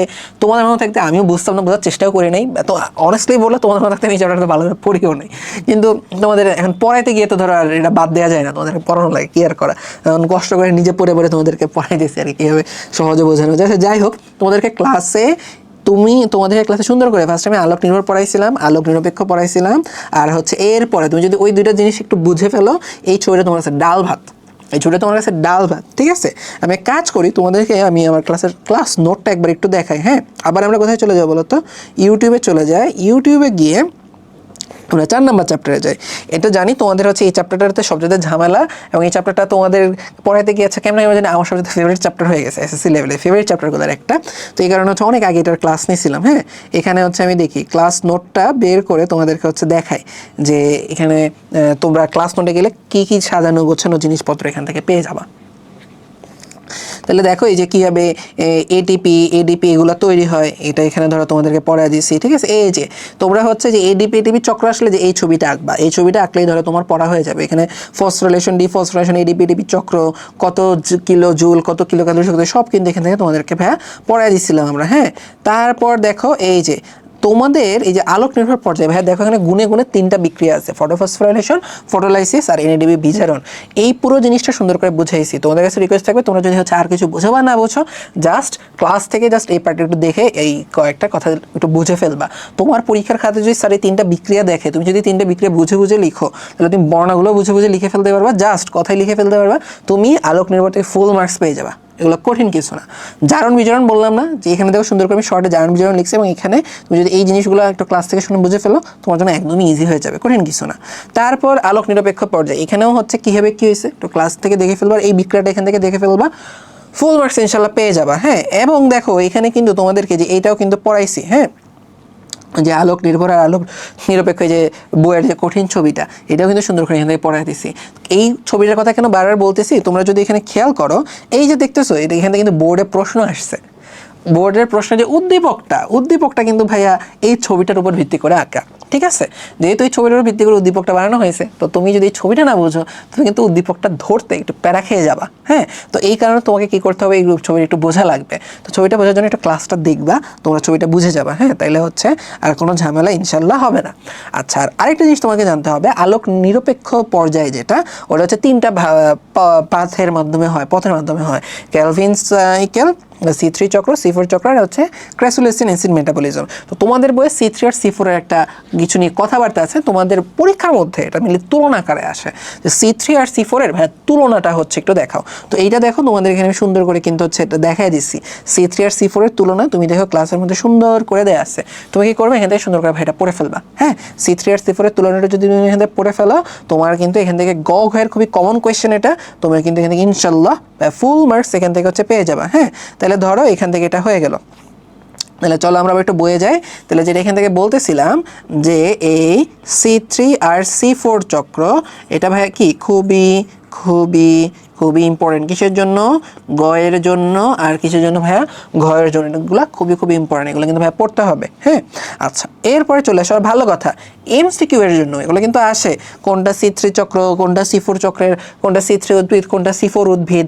আবার ধরো হচ্ছে এগুলোও আসে যে প্রথম উৎপাদিত স্থায়ী পদার্থ কোনগুলো, এগুলো খুবই কমন MCQ, এগুলো এখান থেকে দেখতে হবে। সালোক সংশ্লেষণে ক্লোরোফিলের ভূমিকা, এটা হচ্ছে তোমার গ বা ঘতে আসে, এটা একটু পড়তে হবে। আলোর ভূমিকা, এটাও ধরো হচ্ছে গ বা ঘতে আসে, এই দুইটা হচ্ছে বেশি। এখানে দেখো আমরা কিন্তু কি পড়তেছি ভাইয়া, সালোক সংশ্লেষণের প্রভাবকের মধ্যে চলে আসছে। প্রভাবকের মধ্যে থেকে এই দুইটা পরীক্ষাতে মাঝে মধ্যে আসে, যে ক্লোরোফিলের ভূমিকা লিখো, আলোর ভূমিকা লিখো। তোমাদের বইয়ে কিন্তু এগুলো দেখবে সুন্দর করে পয়েন্ট করে লিখে দিয়েছি, মানে যেগুলো বেশি বেশি আসে। আর এখান থেকে দেখো বাহ্যিক প্রভাবক, আর দেখো হচ্ছে অভ্যন্তরীণ প্রভাবক, এগুলো ভাইয়া জাস্ট একবার রিডিং দিবা। পরীক্ষাতে কপাল খারাপ হলে এগুলো আসে মাঝে মধ্যে, তুমি যদি একবার পয়েন্টগুলো জাস্ট মাথায় রাখো, তুমি কমন সেন্স দিয়ে এগুলো অ্যান্সার করে ফেলতে পারবা। হ্যাঁ, এখান থেকে জাস্ট একটু খেয়াল রাখবা কি, যে এই যে তাপমাত্রাটা, এই তাপমাত্রাটা বেশি ইম্পর্টেন্ট, যে 0 থেকে 45 ডিগ্রি সেলসিয়াসের মধ্যে সালোক সংশ্লেষণ হয়, এর উপরে বা নিচে গেলে সালোক সংশ্লেষণ হয় না। আর অপটিমাম টেম্পারেচার 22 থেকে 35 ডিগ্রি সেলসিয়াস, এই তাপমাত্রাগুলো তোমাকে একটু ভাইয়া খেয়াল রাখতে হবে। হ্যাঁ, আচ্ছা, এরপরে চলো আমরা যদি হইতেছে যাই অভ্যন্তরীণ প্রভাবক সমূহ। অভ্যন্তরীণ প্রভাবক থেকে হচ্ছে তোমাকে এখানে কি খেয়াল রাখতে হবে, এখান থেকে একটু এই যে পটাশিয়ামের কথাটা জাস্ট হচ্ছে একটু মাথায় রাখো, তাইলেই হয়ে যাবে। বাকিগুলো তুমি রিডিং পড়লেই মোটামুটি তোমার মাথায় রাখবে। শর্করা বেশি তৈরি হলে সালোক সংশ্লেষণ কমে যায়, এগুলো তো কমন কথাবার্তা। জীব জগতে সালোক সংশ্লেষণের গুরুত্ব অপরিসীম। তোমার পরীক্ষাতেও সালোক সংশ্লেষণের গুরুত্ব ভাইয়া অপরিসীম, ঠিক আছে। তোমার পরীক্ষাতেও সালোক সংশ্লেষণের গুরুত্ব অপরিসীম, এটা ঘয়ের খুবই কমন একটা কোয়েশ্চেন। তাইলে তুমি পরীক্ষা আসলে কী লেখা দেখছো, কিন্তু সব প্যারা করে লিখে, তুমি প্যারা করে লিখবা, প্যারা করে লিখলে কিন্তু মার্কস কমে যাবে। তোমাকে কী করে লিখতে হবে ভাইয়া? পয়েন্ট করে লিখতে হবে। এই কারণে তোমাদেরকে বলবো আমাদের ক্লাস নোটটাতে ভাই তুমি চলে যাও। ক্লাস নোটে দেখো ভাই, যে দেখছো ক্লোরোফিলের ভূমিকা বলছি না, পরীক্ষাতে মাঝে মধ্যে আসে, দেখো এগুলো কিন্তু সব পয়েন্ট করে দেওয়া আছে। ক্লোরোফিলের ভূমিকা দেখো পয়েন্ট করে দেওয়া আছে, আলোর ভূমিকা পয়েন্ট করে দেওয়া আছে, প্লাস আমিও দেখো সুন্দর করে করে মেন পয়েন্টগুলো লিখে রাখছি। হ্যাঁ, তাহলে তুমি যদি পয়েন্ট করে লিখো তুমি কিন্তু হচ্ছে ইনশাল্লাহ অনেক ভালো মার্কস পেয়ে যাবা। হ্যাঁ, তারপরে চলো আমরা যদি সামনের দিকে যাই, ওই যে যেটার কথা তোমাদেরকে আমি বলতেছিলাম যে গুরুত্বটাও দেখো ভাই এখানে কিন্তু পয়েন্ট করে করে আমরা দিয়ে দিছি। এভাবে যদি তুমি পয়েন্টগুলো হচ্ছে ফলো করে লিখো তুমি গুরুত্বতেও ইনশাল্লাহ খুবই ভালো একটা মার্কস তুমি পেয়ে যাবা। হ্যাঁ, আচ্ছা তাহলে চলো আমরা যাই হচ্ছে সামনের দিকে গেলে আমরা চলে আসবো ভাইয়া কোথায়, শ্বসন থেকে তোমাকে কি করতে হবে, ভালো করে হচ্ছে যে জিনিসটা পড়তে হবে যে শ্বসনিক বস্তু কি কি। ঠিক আছে, শর্করা, তারপর প্রোটিন, ফ্যাট, বিভিন্ন জৈব অ্যাসিড, এটা সবাই কিন্তু শ্বসনিক বস্তু হিসেবে কাজ করে, মানে এদের সবার কাছে কিন্তু আমরা শ্বসনের মাধ্যমে শক্তি পাবো। হ্যাঁ, তারপর দিন বা রাত্রি 24 ঘন্টায় হইতেছে শ্বসন চলে, এটা তোমাকে খেয়াল রাখতে হবে কোথায় শ্বসন বেশি হয়। ঠিক আছে, বর্ধিষ্ণু অঞ্চলগুলো কোনগুলো, সেই বর্ধিষ্ণু অঞ্চল এগুলো এখান থেকে কিন্তু একটু তোমাকে জেনে নিতে হবে। শ্বসনের প্রকারভেদ, সবাত শ্বসন, ঠিক আছে, তার এগুলো তাহলে কোথায় আসতে পারে, এগুলো হচ্ছে এমসিকিউতে আসতে পারে অথবা সৃজনশীলের কতে আসতে পারে, এই কথাগুলো কথা বুঝতে পারছো।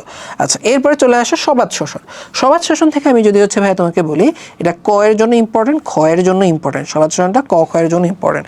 এখান থেকে সংজ্ঞাটা ভালো করে পড়ে ফেলবা, বিক্রিয়াটা ভালো করে দেখে ফেলবা। হ্যাঁ, আচ্ছা, এরপরে সবাত শোষণের সংক্ষিপ্ত বর্ণনা, এই ফ্লো চার্টটা ভাই আমি বড় করে একটা দেখি, একটা স্টার না এটা বিস্তৃত হয়ে যেতেছে, আমি একটু সুন্দর করে কতগুলো স্টার দিই। ঠিক আছে, একদম ধরো হচ্ছে গোল্লা দিয়ে স্টার দিয়ে ভরাট করে দিব। এটা তোমাকে পড়তে হবে।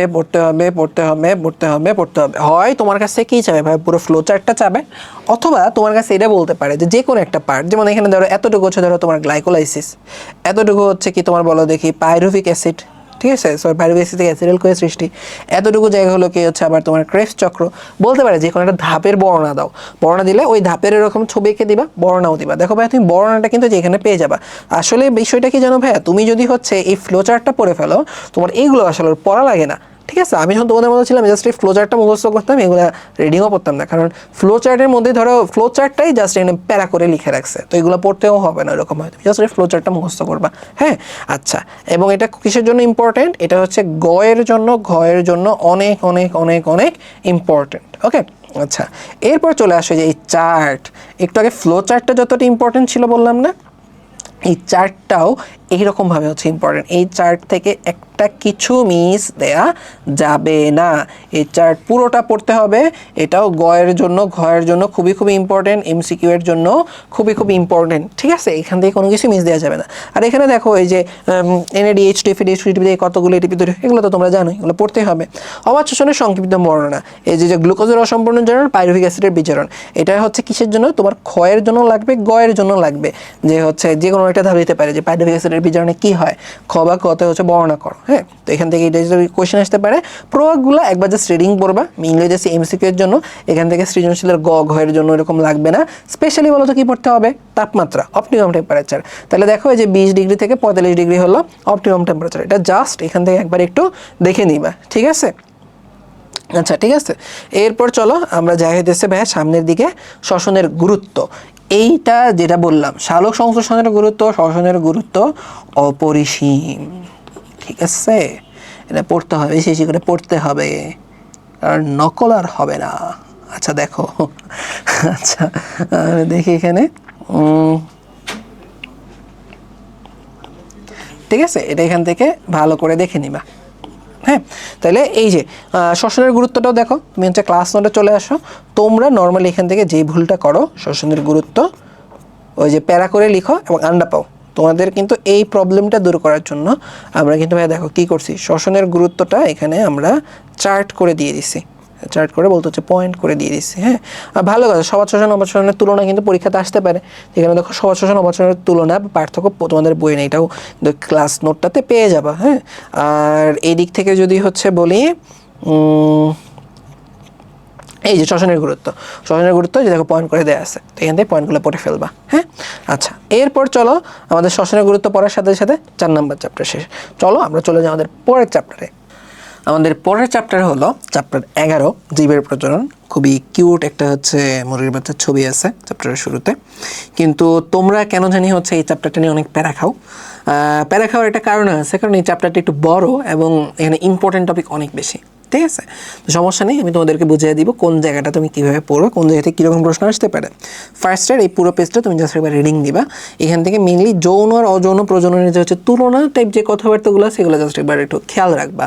যেমন যৌন জননে হচ্ছে সময় সাপেক্ষ, ঠিক আছে, শক্তি লাগে হচ্ছে বেশি, অযৌন জনন হচ্ছে এত সময় সাপেক্ষ, খুব দ্রুত বাচ্চা কাচ্চা হয়ে যাইতেছে, কোষ বিভাজন, তাই না?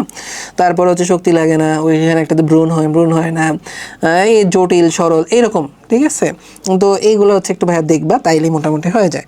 এখন চলে আসো প্রজনন। প্রজননের যে অঙ্গ ফুল, এখানে যে প্রথম যে প্যারাটা আছে ভাইয়া, এখান থেকে তুমি কি পড়বা? এখান থেকে মেইনলি তুমি হচ্ছে এমসিকিউ এর জন্য পড়বা, আর সৃজনশীলের ক এর জন্য হচ্ছে পড়বা। ফার্স্ট ক কি আসবে? ফুল কাকে বলে? ফুলের সংজ্ঞা দেয়া আছে, ঠিক আছে। ফুলের আদর্শ ফুলের স্তবক কয়টা? 5টা, এখানে দেয়া আছে, ঠিক আছে। তারপরে হচ্ছে ধরো সম্পূর্ণ ফুল কাকে বলে, অসম্পূর্ণ ফুল কাকে বলে, অসম্পূর্ণ ফুলের এক্সাম্পল কি আছে, সবৃন্তক ফুলের এক্সাম্পল কি আছে, অবৃন্তক ফুল কাকে বলে, এগুলো দেয়া আছে, ঠিক আছে। উভলিঙ্গ ফুল কি কি, তারপরে ধরো একলিঙ্গ ফুল কি কি, এই যে এক্সাম্পলগুলো, এগুলো ধরো হচ্ছে তোমার এমসিকিউতে আসবে, আবার হচ্ছে কতেও দিতে পারে, কত দেওয়ার চান্স কম, তবে দিতে পারে।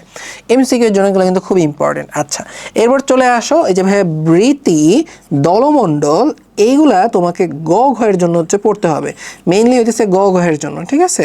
বৃত্তি, দলমণ্ডল, তারপর যে ফুলের এই যে হচ্ছে ছবি, এটা হচ্ছে তোমাকে গয়ের জন্য পড়ে ফেলতে হবে, বৃত্তি দলমণ্ডল।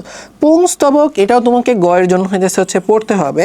এখান থেকে যে দেখো যে এই পার্টটা পড়তে হবে এমসিকিউ এর জন্য, যে হয়ে যাচ্ছে একগুচ্ছ, তারপর দ্বিগুচ্ছ পুংস্তবক, বহুগুচ্ছ, তারপর যুক্তধানী, দললগ্ন, এগুলো তোমাকে একটু হচ্ছে এমসিকিউ এর জন্য পড়ে ফেলতে হবে, হ্যাঁ।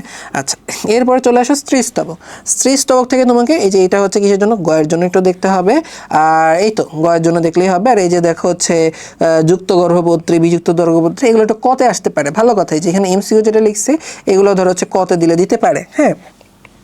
যুক্তধানী বা সিনজেনেসিয়াস, এটা দেখা গেছে অনেকবারই বোর্ড পরীক্ষাতে আসছে, তাহলে এটা একটু হচ্ছে পড়ে ফেলবা, এগুলো জ্ঞান মূলকেও দিতে পারে, ঠিক আছে। আচ্ছা, এরপরে চলে আসে পুষ্পমঞ্জরি। পুষ্পমঞ্জরি থেকে হচ্ছে কি লাগবে তোমাকে? এখান থেকে এই যে পুষ্পমঞ্জরির সংখ্যাটা তোমাকে এখান থেকে হচ্ছে লাগবে, যে কাকে পুষ্পমঞ্জরি বলা হয়, হ্যাঁ। তারপর মঞ্জুরির দণ্ড কাকে বলে, এটা এখান থেকে দেখে ফেলবা। অনিয়ত হচ্ছে পুষ্পমঞ্জরি, নিয়ত পুষ্পমঞ্জরি, এগুলা। তাহলে এখান থেকে ভাই তোমার কি জানতে হবে? সৃজনশীলের ক এর জন্য এটা হচ্ছে পড়বা, ঠিক আছে। এখান থেকে সংজ্ঞাগুলো কয়ের জন্য পড়ে ফেলবা। এরপর চলে আসবে পরাগায়ন। ভাই রে, এখান থেকে সৃজনশীলের ক এর প্রশ্ন আসবে, খ এর প্রশ্ন আসবে, গ এর প্রশ্ন আসবে, ঘ এর প্রশ্ন আসবে, তারপর এখান থেকে এমসিকিউ আসবে। তার মানে এই যে স্বপরাগায়ন, পরপরাগায়ন, এগুলো তোমাকে A to Z সব পড়তে হবে। স্বপরাগায়ন, পরপরাগায়নের সংজ্ঞা, ইভেন পরাগায়নের যে হচ্ছে সংজ্ঞা, পরাগায়ন ফুল ও বীজ উৎপাদন প্রক্রিয়া পুরুষতাটা এমসিকিউতে আসে, সংগুলো পড়তে হবে। আর এখানে কি কোয়েশ্চেন হবে তোমাকে বলে আসবে? স্বপরাগণের বৈশিষ্ট্য লিখো, পরপরাগণের বৈশিষ্ট্য লিখো, স্বপরাগণের সুবিধা লিখো, স্বপরাগণের অসুবিধা লিখো, পরপরাগণের সুবিধা লিখো, পরপরাগণের অসুবিধা লিখো, স্বপরাগণ পরপরাগণের তুলনা করো। এই যে এতগুলা কোয়েশ্চেন, জাস্ট তুমি যদি এই স্লাইডটা পড়ো তাহলে দেখবো যে তুমি সব কিছু পারবে। তোমাদেরকে বলছি না যে কিছু কিছু জিনিস হচ্ছে আমরা একটু গুছায় পড়াইছি তোমাদেরকে আমাদের ওয়ান শট ক্লাসগুলোতে, ওটা তোমাদেরকে এখান থেকে দেখাই, হ্যাঁ। তুমি যদি হচ্ছে জাস্ট এটার হচ্ছে ক্লাস নোটটা একবার হচ্ছে একটু ভাইয়া দেখো, দেখবে এখানে এই পুরো জিনিসটা কিন্তু সুন্দর করে তোমাদেরকে আমরা গুছিয়ে দিয়ে রাখছি, হ্যাঁ। তাহলে চলো তোমাদেরকে এটা এখান থেকে হচ্ছে দেখাই।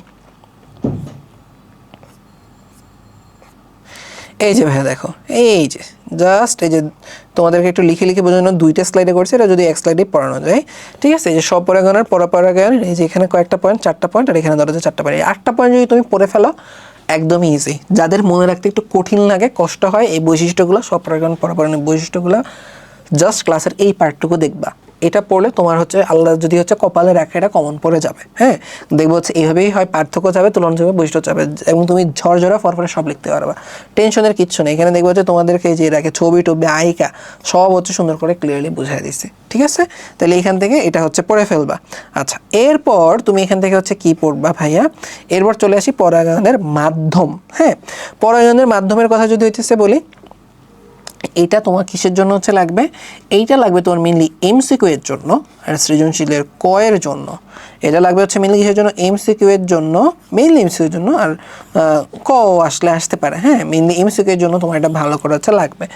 এইখানে এই যে এমসিকিউ এর টপিকগুলো বা এমসিকিউ ইনফরমেশনগুলো এতটা কনফিউজিং, তোমরা সহজে মনে রাখতে পারো না, খুবই প্যাচ লাগাও। তাহলে এটার জন্য ভাইয়া তুমি কী করবা? আবারও বলি যে আমাদের হচ্ছে এই ক্লাস নোটটাতে আসো ভাইয়া, ক্লাস নোটটার মধ্যে তুমি দেখবা সব কিছু সুন্দর করে গুছিয়ে দিছি, সব কিছু দেখবা যে একটা স্লাইডে, দেখছো যে জাস্ট এই একটা স্লাইড ভাইয়া তুমি পড়বা। দেখো কলামগুলো দেওয়া আছে, পতঙ্গ পরাগী, বায়ু পরাগী, পানি পরাগী, প্রাণী পরাগী, সবগুলো কিন্তু এখানে দেওয়া আছে। এবং সবগুলা তুমি হচ্ছে যেভাবে তোমাদেরকে যাদের মনে হতে পারে এগুলো মুখস্থ করা তো প্যারা লাগবে, আপনাদের বইগুলো লেখা দিয়েছে, জাস্ট তুমি ক্লাসের এই পার্টটা একবার দেখবা তোমার একটা লাইনও মুখস্থ করা লাগবে না, তুমি সব কমন সেন্স দিয়ে মনে রাখতে পারবা। এবং আল্লাহ যদি কপালে রাখবে দেখবে এখান থেকে একটা এমসিকিউ বোর্ড পরীক্ষাতে চলে আসতে পারে, ঠিক আছে? তাহলে তখন কিন্তু তুমি অন্যরা যেখানে কনফিউজড হবে এটার কি গন্ধ থাকে কি থাকে না, এটার কি পুরুষের বৃন্ত লম্বা হয় নাকি ছোট হয়, নাকি স্ট্রিটটা লম্বা হয় ছোট হয়, এই যে কনফিউশনগুলো থাকবে তুমি দেখবে চিল করে সব লিখে ফেলতেছো, ঠিক আছে?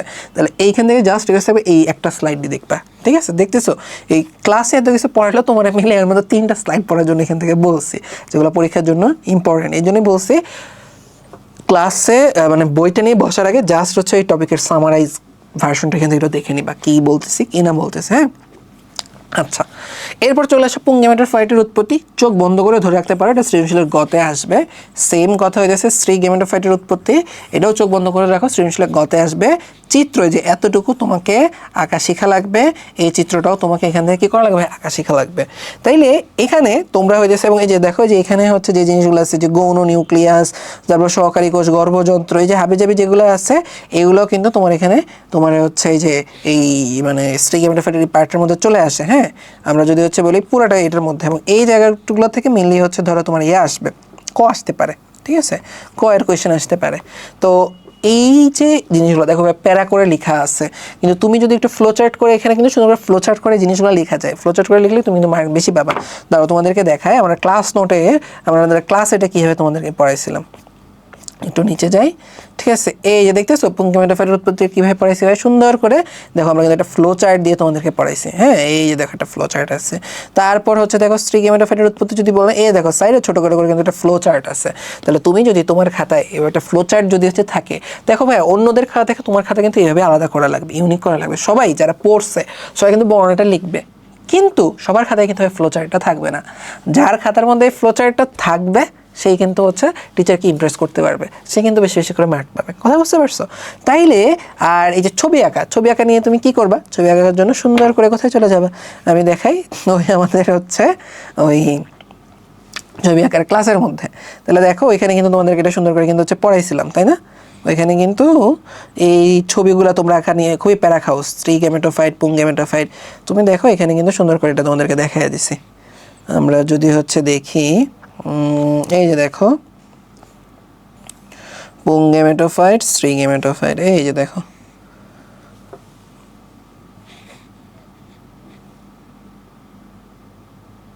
ঠিক আছে? দেখছো এই যে দেখো হচ্ছে আমরা স্ত্রী গেমেটোফাইট থেকে আঁকা শিখেছিলাম। তাইলে এইভাবে কিন্তু তুমি ইজিলি এখান থেকে পুংগেমেটোফাইট, স্ত্রী গেমেটোফাইট আঁকা শিখে ফেলতে পারবে, হ্যাঁ? তাইলে দেখো আমরা আবার হচ্ছে বইয়ে যাই। তাহলে তোমাদেরকে কি বললাম, এই দুইটা খুবই কমন প্রশ্ন, মোটামুটি সেটাকে বোর্ড পরীক্ষাতে আসতে পারে। আসলে কী করবা, ফ্লো চার্টটা হচ্ছে আঁকা শিখবা, আর কি করবা ভাইয়া, আর হচ্ছে এখান থেকে চিত্রটা আঁকা শিখবা। এই দুইটা হচ্ছে তোমাকে মানে আঁকবা আর কি। এখন তো শেখার এত টাইম নেই, জাস্ট একটু দেখলে তুমি আঁকতে পারবা, ফ্লো চার্টও হচ্ছে লিখতে পারবা, জাস্ট একবার একটু দেখো, হ্যাঁ? জাস্ট মনে করে লিখো। আচ্ছা, এরপর এখান থেকে তোমাকে কী পড়তে হবে ভাইয়া, নিষেক থেকে তুমি এখান থেকে কী পড়বা, এই যে কথাগুলো আছে না, যে শস্যকোষ, ট্রিপ্লয়েড, ডাবল ফার্টিলাইজেশন, এগুলো তোমার ক এর আর খ এর প্রশ্ন, আর হচ্ছে এমসিকিউ এর প্রশ্ন, ঠিক আছে? এগুলো ক খ আর এমসিকিউ এর জন্য এখান থেকে ভালো করে দেখে ফেলবা, হ্যাঁ? ক খ আর এমসিকিউ এর জন্য এগুলো খুব ইম্পর্টেন্ট, এগুলো এখান থেকে পড়তে হবে। এরপর আমরা চলে আসি নতুন স্পোরোফাইটের গঠন। এটা গয়ের জন্য একটু লাগবে ভাইয়া, এটা গয়ের জন্য লাগবে। কথা হচ্ছে এখানে কথাগুলো এমনভাবে আছে এই প্যারাগুলোতে, তোমরা দেখা যায় খুবই প্যারা খাও, যে এগুলা কেমনি কী লিখেছে বোঝো না। তো যাদের মনে রাখতে প্যারা হয়, প্রবলেম হয়, তারা যেটা বলবো ক্লাস নোটটাতে যাও, দেখবে এখানে দেখছো ভাই সুন্দর করে একটা ফ্লো চার্ট দিয়ে তোমাদেরকে পড়াইছি, খেয়াল করে একটা ফ্লো চার্ট দিয়ে পড়াইছি। তো এই ফ্লো চার্টটা একটু জাস্ট যাদের বুঝতে কষ্ট হয়, ভিডিও রেকর্ডটা দেখে জাস্ট এতটুকু টেনে একটু দেখে ফেলবা, 2x টাই না দেখে ফেলবা, দেখবে তুমি ফ্লো চার্টটা তোমার মাথার মধ্যে ঢুকে যাবে, পরীক্ষা আসলে ফ্লো চার্টটা দিয়ে দিবা। আর বর্ণনা তো এই ফ্লো চার্ট রাখতে কতক্ষণ লাগবে, 2-3 মিনিট, 4 মিনিট, 5 মিনিট, আর 5 মিনিটের ছোট একটা বর্ণনা দিবা, তুমি দেখবে হচ্ছে ফুল মার্কস পেয়ে গেছো। তোমার ফুল মার্কস কে ঠেকাবে, হ্যাঁ? তুমি দেখবে হচ্ছে ইনশাল্লাহ সব কিছু হচ্ছে পেয়ে গেছো। আচ্ছা, এরপর চলো আমরা চলে যাই হচ্ছে কোথায়, আমরা চলে যাবো হচ্ছে ফলের উৎপত্তি। ফলের উৎপত্তিতে যদি হচ্ছে আমরা এখানে যাই, দেখো আমাদের এখান থেকে যেটা হচ্ছে জানা লাগবে, এই যে দেখো প্রকৃত ফল কাকে বলে আর হচ্ছে তোমার অপ্রকৃত ফল কাকে বলে, এগুলো সৃজনশীলের কয়ের জন্য লাগবে আর এমসিকিউ এর জন্য লাগবে। হ্যাঁ, এতটুকু এখান থেকে আমরা দেখবো। প্রাণীর প্রজনন থেকে এখান থেকে তোমাকে যেটা হচ্ছে জানা লাগবে যে বহিনিষেক আর অন্তনিষেক এগুলা কতে আসে, খতে আসে, খতে আসে, এমসিকিউতে আসে। ঠিক আছে, যে বহিনিষেক আর অন্তনিষেকের এক্সাম্পল কি, স্পেশালি হাঙর বা ধরো হচ্ছে এই যে ব্যাং, এগুলা দিয়ে ধরো হচ্ছে মেনলি তোমাকে একটু কনফিউজ করার চেষ্টা করবে। হ্যাঁ, এখান থেকে এতটুকু। মানব প্রজননে হরমোনের ভূমিকা এগুলো খুব একটা ভাই আসে না পরীক্ষাতে, তো এগুলা যেটা বলবো তোমাদেরকে জাস্ট রিডিং দিবা। ঠিক আছে, ওইগুলো হচ্ছে তোমাদের কাছে একটু প্যারা লাগে, এমনি তো পরীক্ষার সময় রিডিং দিবা, আশা করা যায় এটা নিয়ে তোমরা একটা প্যারাতে পড়বা না। যদি হচ্ছে আসে ওই 1 নম্বরের জন্য এত ইফোর্ট দেওয়া লাগবে না। এখান থেকে তুমি কি পড়বা ভাইয়া, এই যে মেনোপজ কত বছর বয়সে হয়, 40 থেকে 50 বছর বয়সে মেনোপজ হয়। মেনোপজ কাকে বলা, এটা হচ্ছে কয়ের জন্য লাগবে, এমসিকিউ এর জন্য এগুলো লাগবে। হ্যাঁ, তারপর তোমাকে এখান থেকে হচ্ছে কি লাগবে, আমি যাই একটু নিচের দিকে যাই। ঠিক আছে, যে এগুলো লাগবে, যে ক্লিভেজ বলতে কি বুঝো, ব্লাস্টোসিস বলতে কি বুঝো, ইমপ্ল্যান্টেশন বলতে কি বুঝো, গর্ভাবস্থা কত সপ্তাহ পর্যন্ত হচ্ছে থাকে, কতদিন ধরে হচ্ছে থাকে। তাহলে এই জিনিসগুলো তোমার কোথায় লাগবে, কয়ের জন্য লাগবে, এমসিকিউ এর জন্য লাগবে। হ্যাঁ, অমরা থেকে হচ্ছে অমরার সংজ্ঞাটা তোমার লাগবে, কতদিনের মধ্যে অমরা ভ্রূণের সংস্থাপন হয়, কতদিনের মধ্যে হচ্ছে অমরা তৈরি হয়, এগুলো হচ্ছে লাগবে। কিসের জন্য, কয়ের জন্য লাগবে, আর এমসিকিউ এর জন্য এই জিনিসগুলো দরকার পড়বে। আচ্ছা, এরপরে চলো আমরা একটু যদি হচ্ছে নিচের দিকে চলে আসি। নিচের দিকে আসলে এখান থেকে এই যে অমরার যে হচ্ছে কাজ, ঠিক আছে, এটা ধরো গ বা ঘয়ের খুবই খুবই খুবই খুবই কমন প্রশ্ন। এটা আসলে ধরো আনন্দে নাচবা, দেখবে এখানে অমরের কাজ নিয়ে 5টা পয়েন্ট দেওয়া আছে। এই 5টা পয়েন্ট ইজিলি ঠাড়া মুখস্থ করে ফেলবা, মুখস্থ করে হচ্ছে লিখে ফেলবা। ঠিক আছে, আচ্ছা, এরপরে চলো আমরা যাই হচ্ছে সামনের দিকে আগাই। আমরা চলো যাই সামনের দিকে হলে হচ্ছে ভ্রূণ আবরণী। আচ্ছা ভাই, এখন এখানে আসলে ভ্রূণ আবরণী না, এই যে দেখা হচ্ছে ভ্রূণের বৃদ্ধি ও বিকাশ, এটা কিন্তু তোমাদের পরীক্ষার খুবই কমন একটা প্রশ্ন, যে মানব ভ্রূণের বিকাশ বা মানব ভ্রূণের বৃদ্ধি ও বিকাশ আলোচনা করো। এখন তোমরা যেটা করো, এটা খুবই ভুল একটা কাজ করো, এই যে এখান থেকে ভ্রূণের বিকাশ শুরু করো, এখান থেকে শুরু করবে না। তুমি দেখো ভাই, ভ্রূণের বৃদ্ধি ও বিকাশ সেটা মিলিয়ে হচ্ছে 3 বা 4 নম্বর প্রশ্নে আসবে, মিলে 4 নম্বর প্রশ্ন খতে আসবে। তাহলে তুমি যেটা এখান থেকে করবা, এই যে দেখেন 8টা পয়েন্ট আছে, 8টা ছবি নিচে 8টা পয়েন্ট আছে, তুমি মেনলি এটা সেই 8টা ছবি বা 8টা পয়েন্ট ঠাড়া ভাই মুখস্থ করে ফেলবা। কি বলছি, 8টা ছবি বা 8টা পয়েন্ট ঠাড়া মুখস্থ করে ফেলবা। তাইলে তুমি যেটা করবা, এইগুলো ফ্লো চার্টের মতো করে এটার পর এটা নিচে লিখে ফেলবা। তাইলে কিন্তু ধরো হচ্ছে তোমার পুরা যে ভ্রূণের যে বিকাশটা এখানে কিন্তু চলে আসতেছে।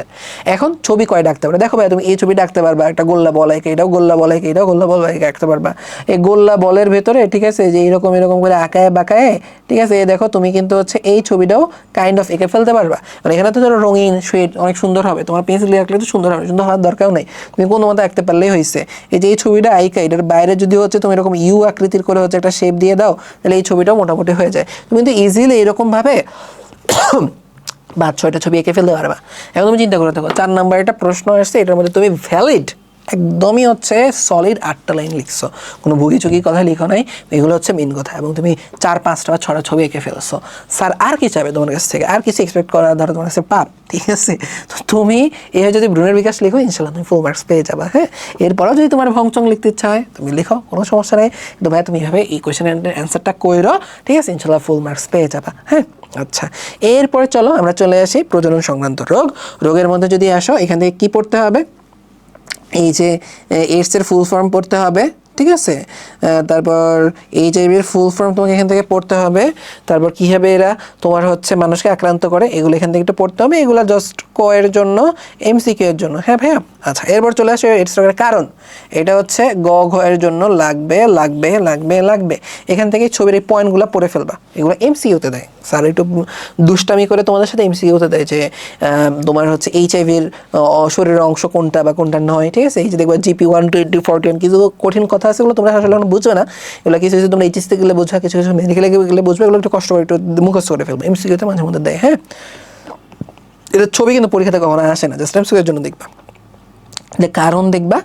তারপর এখান থেকে হচ্ছে দেখো যে এর লক্ষণটাও ধরো এখান থেকে তুমি পড়ে ফেলবে, এটাও কিন্তু গঘতে আসে, এটা কিন্তু এমসিকিউতে আসে যে কয় মাস পরে লক্ষণ প্রকাশ পায়, 6 মাস পরে গঘতে। এখন চলে আসে প্রতিরোধের উপায়, এটাও কিন্তু ভাই গঘতে আসে। এখন দেখো তোমার পরীক্ষার মধ্যে তো এখানে নাই, বইয়ের মধ্যে তো নাই প্রতিরোধের উপায়, তাহলে তুমি ভাই কোথা থেকে লিখবা, এইটা লেখার জন্য তুমি কি করবা, এই যে কারণ, যে সকল কারণে হয় এটা উল্লেখ দিবা, এই কারণে হয় তাহলে এটা করা যাবে না, ওই কারণে হয় তাহলে ওটা করা যাবে না। কথা বুঝতে পারছো? তোমার প্রতিরোধের উপায় কিন্তু হয়ে গেল। তাইলে কিন্তু ভাইয়া তোমার এখান থেকে 11 নম্বর চ্যাপ্টার পড়া শেষ। ঠিক আছে, এইভাবে পড়লে ইনশাল্লাহ তোমার হচ্ছে একটা ফুল প্রিপারেশন, কমপ্লিট প্রিপারেশন ভাইয়া এখান থেকে হয়ে যাবে। হ্যাঁ, এরপর চলে আসো 12 নম্বর চ্যাপ্টার। 12 নম্বর চ্যাপ্টারে যদি আসো তাহলে তুমি এখান থেকে কী দেখতে পাবা, জীবের বংশগতি আর জৈব অভিব্যক্তি। তাহলে এইখানে শুরুতেই তোমাকে এখান থেকে যেটা হচ্ছে জানতে হবে যে বংশগতি কাকে বলে।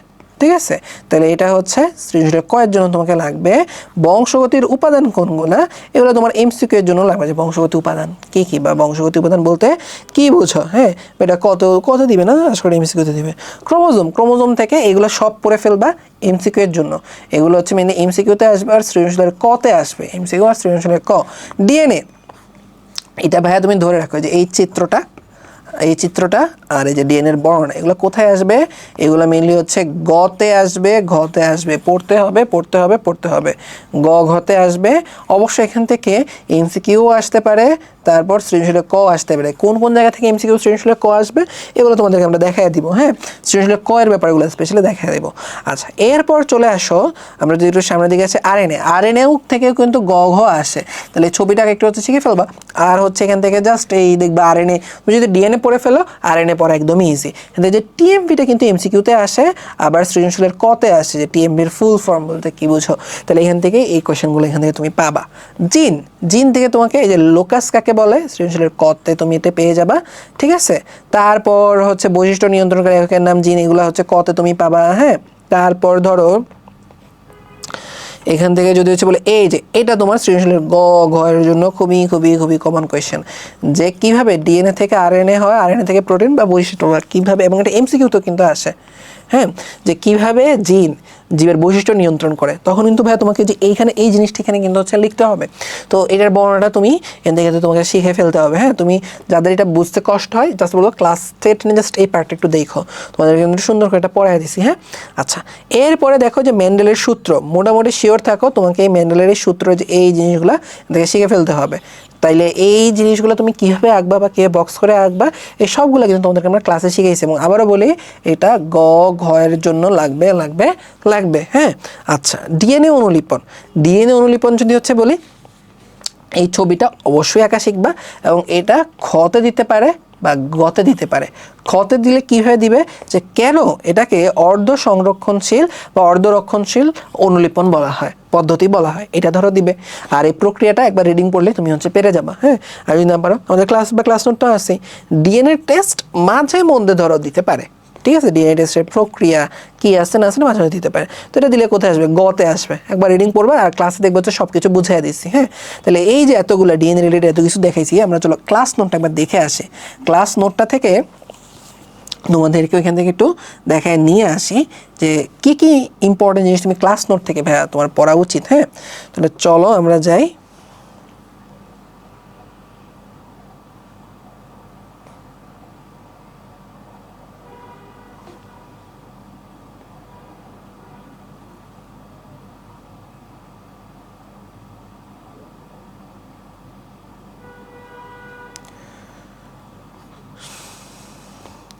আচ্ছা দেখো, এখান থেকে তুমি আর কিছু পড়ো বা না পড়ো, আচ্ছা ভালো কথা, এখানে একটা জিনিস আমরা ভুল করছিলাম, ওই যে নিউক্লিওসাইড নিউক্লিওটাইডের সাথে, ঠিক আছে, পেন্টোজ শর্করার সাথে নাইট্রোজেনাস বেস মিলে নিউক্লিওসাইড হয়।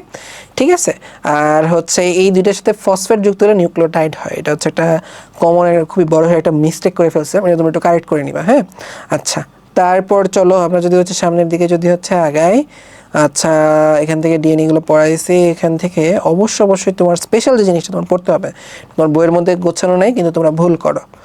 দাঁড়াও তোমাদেরকে দেখায় দেয় এটা, এই যে রিথিং স্পেশাল, দেখো এখানে খেয়াল করছো, এখানে স্পেশাল কিছু জিনিস কিন্তু তোমাদেরকে এখানে দেখায় রাখছে।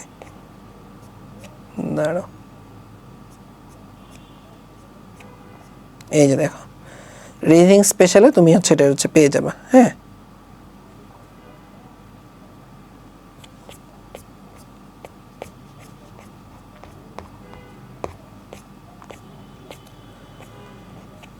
দেখো তোমরা কোন কোন জায়গায় কনফিউশনে পড়ো যে হচ্ছে বংশগতির প্রধান উপাদান কোনটা। মানে দেখো এখানে অ্যান্সার যে কোয়েশ্চেনগুলো এখানে দেওয়া আছে, হয় অ্যান্সার ক্রোমোজোম হবে, ডিএনএ হবে, আরএনএ হবে, নাহলে জিন হবে বা ক্রোমাটিন হবে। এখন তোমরা কোন কোন জায়গায় কনফিউশনে পড়ো, বংশগতির প্রধান উপাদান কোনটা হতে পারে, ক্রোমোজোম কি দিয়ে গঠিত। দেখো কোয়েশ্চেন কিন্তু তোমার বইয়ে দুইভাবে কিন্তু ইনফরমেশন দেওয়া, ক্রোমোজোম কি দিয়ে গঠিত, তোমার বইয়ে লেখা ক্রোমোজোম ক্রোমাটিন দিয়ে গঠিত। আবার তোমাদের বইয়ে এরকম আরেকটা লাইন আছে, ক্রোমোজোমের প্রধান উপাদান কি, ডিএনএ। কথা বুঝতে পারছো? এখন তোমরা কনফিউজড হও, তোমরা খেয়ালও করো না, তোমরা জানো না এগুলো কারেক্ট অ্যান্সার। পরীক্ষার হল থেকে ধরো বের হয়ে কি দেখবা, অমুক বলতেছে যে এটার অ্যান্সার ক্রোমাটিন, অমুক বলতেছে এটার অ্যান্সার ডিএনএ, আর তুমি লাগাইছো এটা আরএনএ। কথা বুঝতে পারছো? তো খুবই ঝামেলার মধ্যে পড়বা। এর জন্য যে এটা পড়ে ফেলবা, এখানে যত ঝামেলার জিনিসপত্র সব একসাথে দেওয়া আছে, তুমি কয়েকবার পড়লে দেখবে আর ভুলবা না। ভৌত ভিত্তি ক্রোমোজোম, রাসায়নিক ভিত্তি ডিএনএ, চারিত্রিক বৈশিষ্ট্যের ধারক বাহক ডিএনএ, আবার বৈশিষ্ট্যের নিয়ন্ত্রণ একক জিন। কথা বুঝতে পারছিস? তো এই কনফিউজিং জিনিসগুলো পড়ে ফেললাম। মেন্ডেলের সূত্র ভাইয়া দেখো এখানে কিন্তু সুন্দর করে আমি তোমাদেরকে দুইভাবেই শিখাইছি। এই যে তোমরা যেভাবে বই যেভাবে শুরুতে দেওয়া আছে যে টেনে টেনে টেনে টেনে, এখানে দেখো আমি কিন্তু হচ্ছে টেনে টেনে দেখাইছি। হ্যাঁ, আবার তোমাদের বইয়ে হচ্ছে সাইডে ছোটো করে বক্স করে দেয়া, বক্স করে যদি তুমি করতে চাও তাহলে কীভাবে করবে এটাও কিন্তু তোমাদেরকে এখানে আমি দেখাই দিছি। হ্যাঁ, তাহলে এটা এখান থেকে হচ্ছে পড়ে ফেলবা। ওকে, তাহলে দেখো এই তো মোটামুটি এখান থেকে হচ্ছে হয়ে গেল। ডিএনএ টেস্ট নিয়েও তোমাদের বই অনেক কঠিনভাবে লেখা, সবগুলো ধরে ধরে বুঝিয়ে দিয়েছি। ঠিক আছে, যদিও ডিএনএ থেকে একটু কম কোয়েশ্চেন আসে, এরপর যদি তোমার হাতে টাইম থাকে দেখে নিতে পারো যদি না বুঝে থাকো। হ্যাঁ, আচ্ছা, এরপরে চলো মানুষের লিঙ্গ নির্ধারণ। তো লিঙ্গ নির্ধারণের ক্ষেত্রে যে এই বিষয়টা খুবই খুবই ইম্পর্টেন্ট। এই যে এই ছবিটা মেনলি যে এই অংশটাই, যে তোমার পরীক্ষাতে গ এর জন্য বা ঘ এর জন্য খুবই কমন একটা কোয়েশ্চেন, যে অমুক আর অমুকের বিয়ে হয়েছে, রহিম আর হচ্ছে জরিনার বিয়ে হয়েছে, তারপর তাদের শুধু মেয়ে হইতেছে, কোনো ছেলে হইতেছে না। এখন বলতেছে যে এর জন্য রহিম হচ্ছে জরিনাকে হচ্ছে তীব্রভাবে দোষারোপ করতেছে। ঠিক আছে, যে ওর জন্য এরকম হয়েছে, কিন্তু এখন বলবে যে আসলে কে দায়ী, কার জন্য এমন হইতেছে। তো এখানে হচ্ছে তোমাকে হচ্ছে রহিমের দোষ দিতে হবে, যে রহিম যেহেতু ছেলে মানুষ, সব দোষ আসলে ছেলেদেরই হয়। ঠিক আছে, মেয়েদের কোনো দোষ থাকে না। এখন তুমি এখানে ধরো তোমার এটা এখানে বলে দিতে হবে, বৈজ্ঞানিকভাবে এটা প্রমাণ করে দিতে হবে। তো এটা তোমরা জানো, খুবই সোজা জিনিস। এই যে দেখো নিচে একটা হচ্ছে চার্ট আছে, এই চার্টের মাধ্যমে প্রমাণ করে দিবা। খুবই কমন, সোজা একটা কমন একটা সৃজনশীলের প্রশ্ন। আচ্ছা, এরপরে চলে আসো সেক্স লিঙ্ক ডিসঅর্ডার।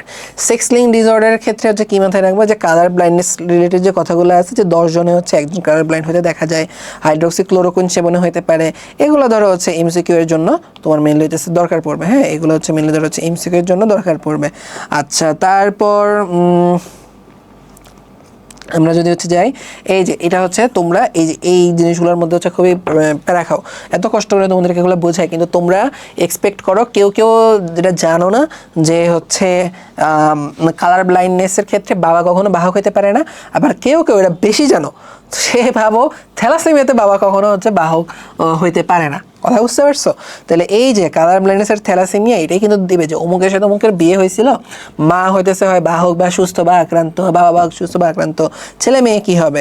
তো এর জন্য যেটা হচ্ছে করবে, এই যে আমাদের স্লাইডটাতে চলে আসো, এখানে কিন্তু ভাইয়া তোমাদেরকে যে দেখো যে লিঙ্গ নির্ধারণ, তারপর ধরো হচ্ছে কালার ব্লাইন্ডনেস, থ্যালাসেমিয়া, এগুলো কিন্তু কনসেপ্ট যদি ক্লিয়ার না থাকে ভাইয়া, তুমি কিন্তু পরীক্ষার মধ্যে পেঁচে পড়বা। আবার বলি, এগুলো যদি কনসেপ্ট ক্লিয়ার না থাকে তুমি পরীক্ষার মধ্যে কিন্তু পেঁচে পড়বে। এর জন্য তুমি কী করবা, সুন্দর করে এই যে এখান থেকে যাদের কনসেপ্ট ক্লিয়ার না, একটু ক্লাসটা টেনে জাস্ট এই পার্টটা একটু দেখে ফেলবা। তবে কীভাবে এই যে বোর্ডগুলো এরকম হচ্ছে বক্স করে কীভাবে হচ্ছে এগুলো আমরা সলভ করছি, তাইলে দেখবো হচ্ছে তোমরা এইগুলা ভালো করে পারবা। ঠিক আছে, আবার ধরো এখানে কোয়েশ্চেনের পেজ থাকে, সন্তানদের কত পার্সেন্ট সুস্থ যদি হচ্ছে কোয়েশ্চেন হয়, তাহলে অ্যান্সার আসে একরকম, ছেলেদের কত পার্সেন্ট সুস্থ বা মেয়েদের কত পার্সেন্ট সুস্থ বা আক্রান্ত, এগুলো যদি এইভাবে কোয়েশ্চেন হয় তাহলে অ্যান্সার আসে আরেক রকম। তো এগুলো কিন্তু তোমাদেরকে ক্লাসে সুন্দর করে বুঝিয়ে বলছিলাম। তো এগুলো ক্লাস থেকে সুন্দর করে এটা হচ্ছে পড়ে ফেলবা। হ্যাঁ, আচ্ছা, এই দেখো এগুলো কিন্তু আমরা কিন্তু দেখাইছিলাম যে কখন সুস্থ, কখন বাহক, কখন আক্রান্ত হবে।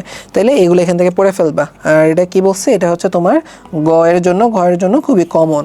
ওকে, আচ্ছা, থ্যালাসেমিয়া থেকে এগুলো তোমার জানতে হবে।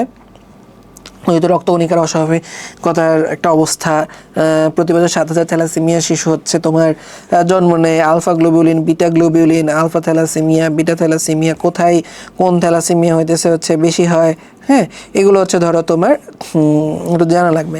থ্যালাসেমিয়া মেজর কি, মাইনর কি, এগুলো জানতে হবে। এগুলো কিসের জন্য, এগুলো মিলে এমসিকিউ এর জন্য আর সৃজনশীলের ক এর জন্য। হ্যাঁ, আচ্ছা, তারপর দেখো লক্ষণ বা চিকিৎসা, এগুলো হচ্ছে ঘতে ধরো দিতে পারে।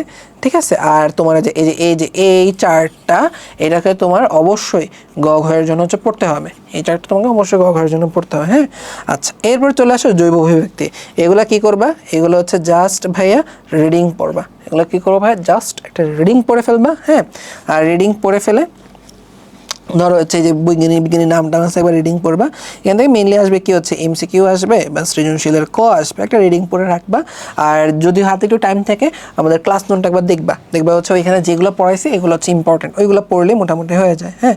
কার্টিস বার্নস হচ্ছে কীভাবে বিবর্তনের সংজ্ঞা দিচ্ছে, সংজ্ঞাটা এখান থেকে একটু দেখে নিতে পারো। জীবের আবির্ভাব তোমাদের জন্য খুব একটা হচ্ছে ইম্পর্টেন্ট না, একবার রিডিং পড়ে রাখবা। ডারউইন বা ডারউইনের তত্ত্ব, এই তত্ত্বগুলো ভাই পড়ে ফেলবা, এগুলো ধরো হচ্ছে তোমার ঘয়ের জন্য লাগবে। ডারউইনবাদ বা ডারউইনের যে তত্ত্ব যেগুলো আছে এই তত্ত্বগুলো তোমাদের বা ঘয়ের জন্য দরকার পড়বে। এতটুকু পড়লে মোটামুটি হচ্ছে ধরো এই টপিকটা হচ্ছে কভার হয়ে যায়। এটা যদি হয়ে যায় তাহলে ভাইয়া দেখো আমাদের কিন্তু 12 নম্বর চ্যাপ্টারও শেষ, ঠিক আছে। এখন আমরা চলে আসছি বলা যায় আমাদের মোটামুটি লাস্ট যে চ্যাপ্টারটা আছে সেটা হলো ভাইয়া জীবের পরিবেশ, হ্যাঁ।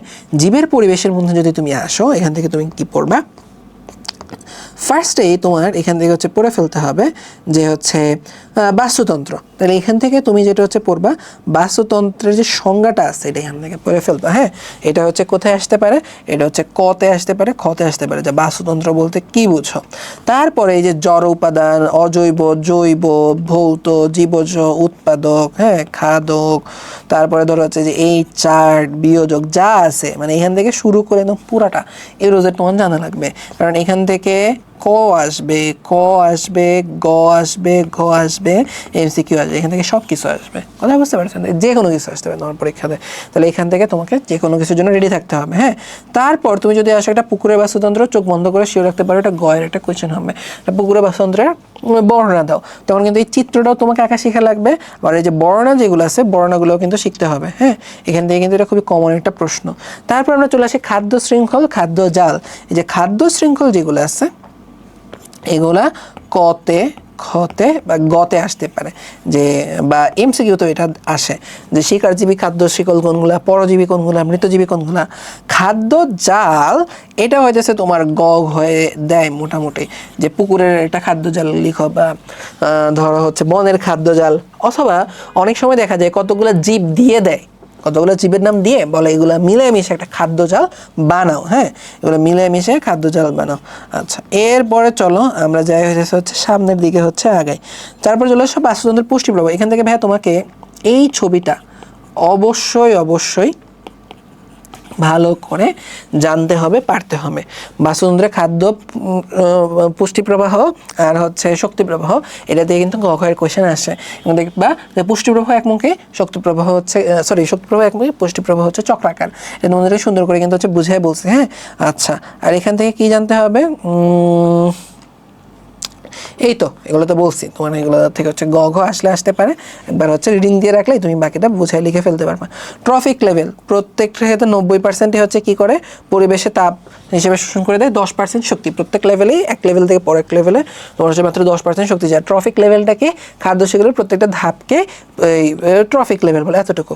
শক্তি পিরামিড আচ্ছা এগুলো কতে আসতে পারে আর হচ্ছে এমসিকিউতে আসতে পারে। শক্তি পিরামিড এটা হচ্ছে সৃজনশীলের ধরো হচ্ছে ঘতে দিতে পারে একটা শক্তি পিরামিড লিখো, হ্যাঁ। বা যেখানে পুকুরের একটা শক্তি পিরামিড দেওয়া আছে তাহলে এটা ধরো তোমার পরীক্ষাতে আসতে পারে। জীববৈচিত্র্যের যে হচ্ছে এখান থেকে জাস্ট একবার রিডিং দিয়ে রাখবা, এখান থেকে ওইরকম কিছু আসার এরকম চান্স নাই। রিডিং বলতে তবে এই যে বাস্তুতন্ত্রের স্থিতিশীলতা রক্ষায় জীববৈচিত্র্যের ভূমিকা, এটার থেকে কিন্তু ঘয়ের কোয়েশ্চেন আসতে পারে। এবং এটা দেখবা তোমাদের বইভাবে প্যারা করে দেওয়া আছে, কিন্তু আমরা কিন্তু আমাদের ক্লাসের মধ্যে এটা কিন্তু হচ্ছে সুন্দর করে তোমাদেরকে পয়েন্ট করে বলছিলাম যে কোন জায়গায় তুমি কি পয়েন্ট লিখবা, বর্ণনাতে কি লিখবা। তো ক্লাস নোটটা এখান থেকে একটু দেখে ফেলবা, হ্যাঁ। ক্লাস নোটটা এখান থেকে একটু দেখে ফেলবা। তারপরে চলে আসো বিভিন্ন জীবের মধ্যে মিথস্ক্রিয়া, নির্ভরশীলতা, পরজীবী, এটা কিন্তু তোমাকে লাগবে, হ্যাঁ। সবজী কাকে বলে, ঠিক আছে।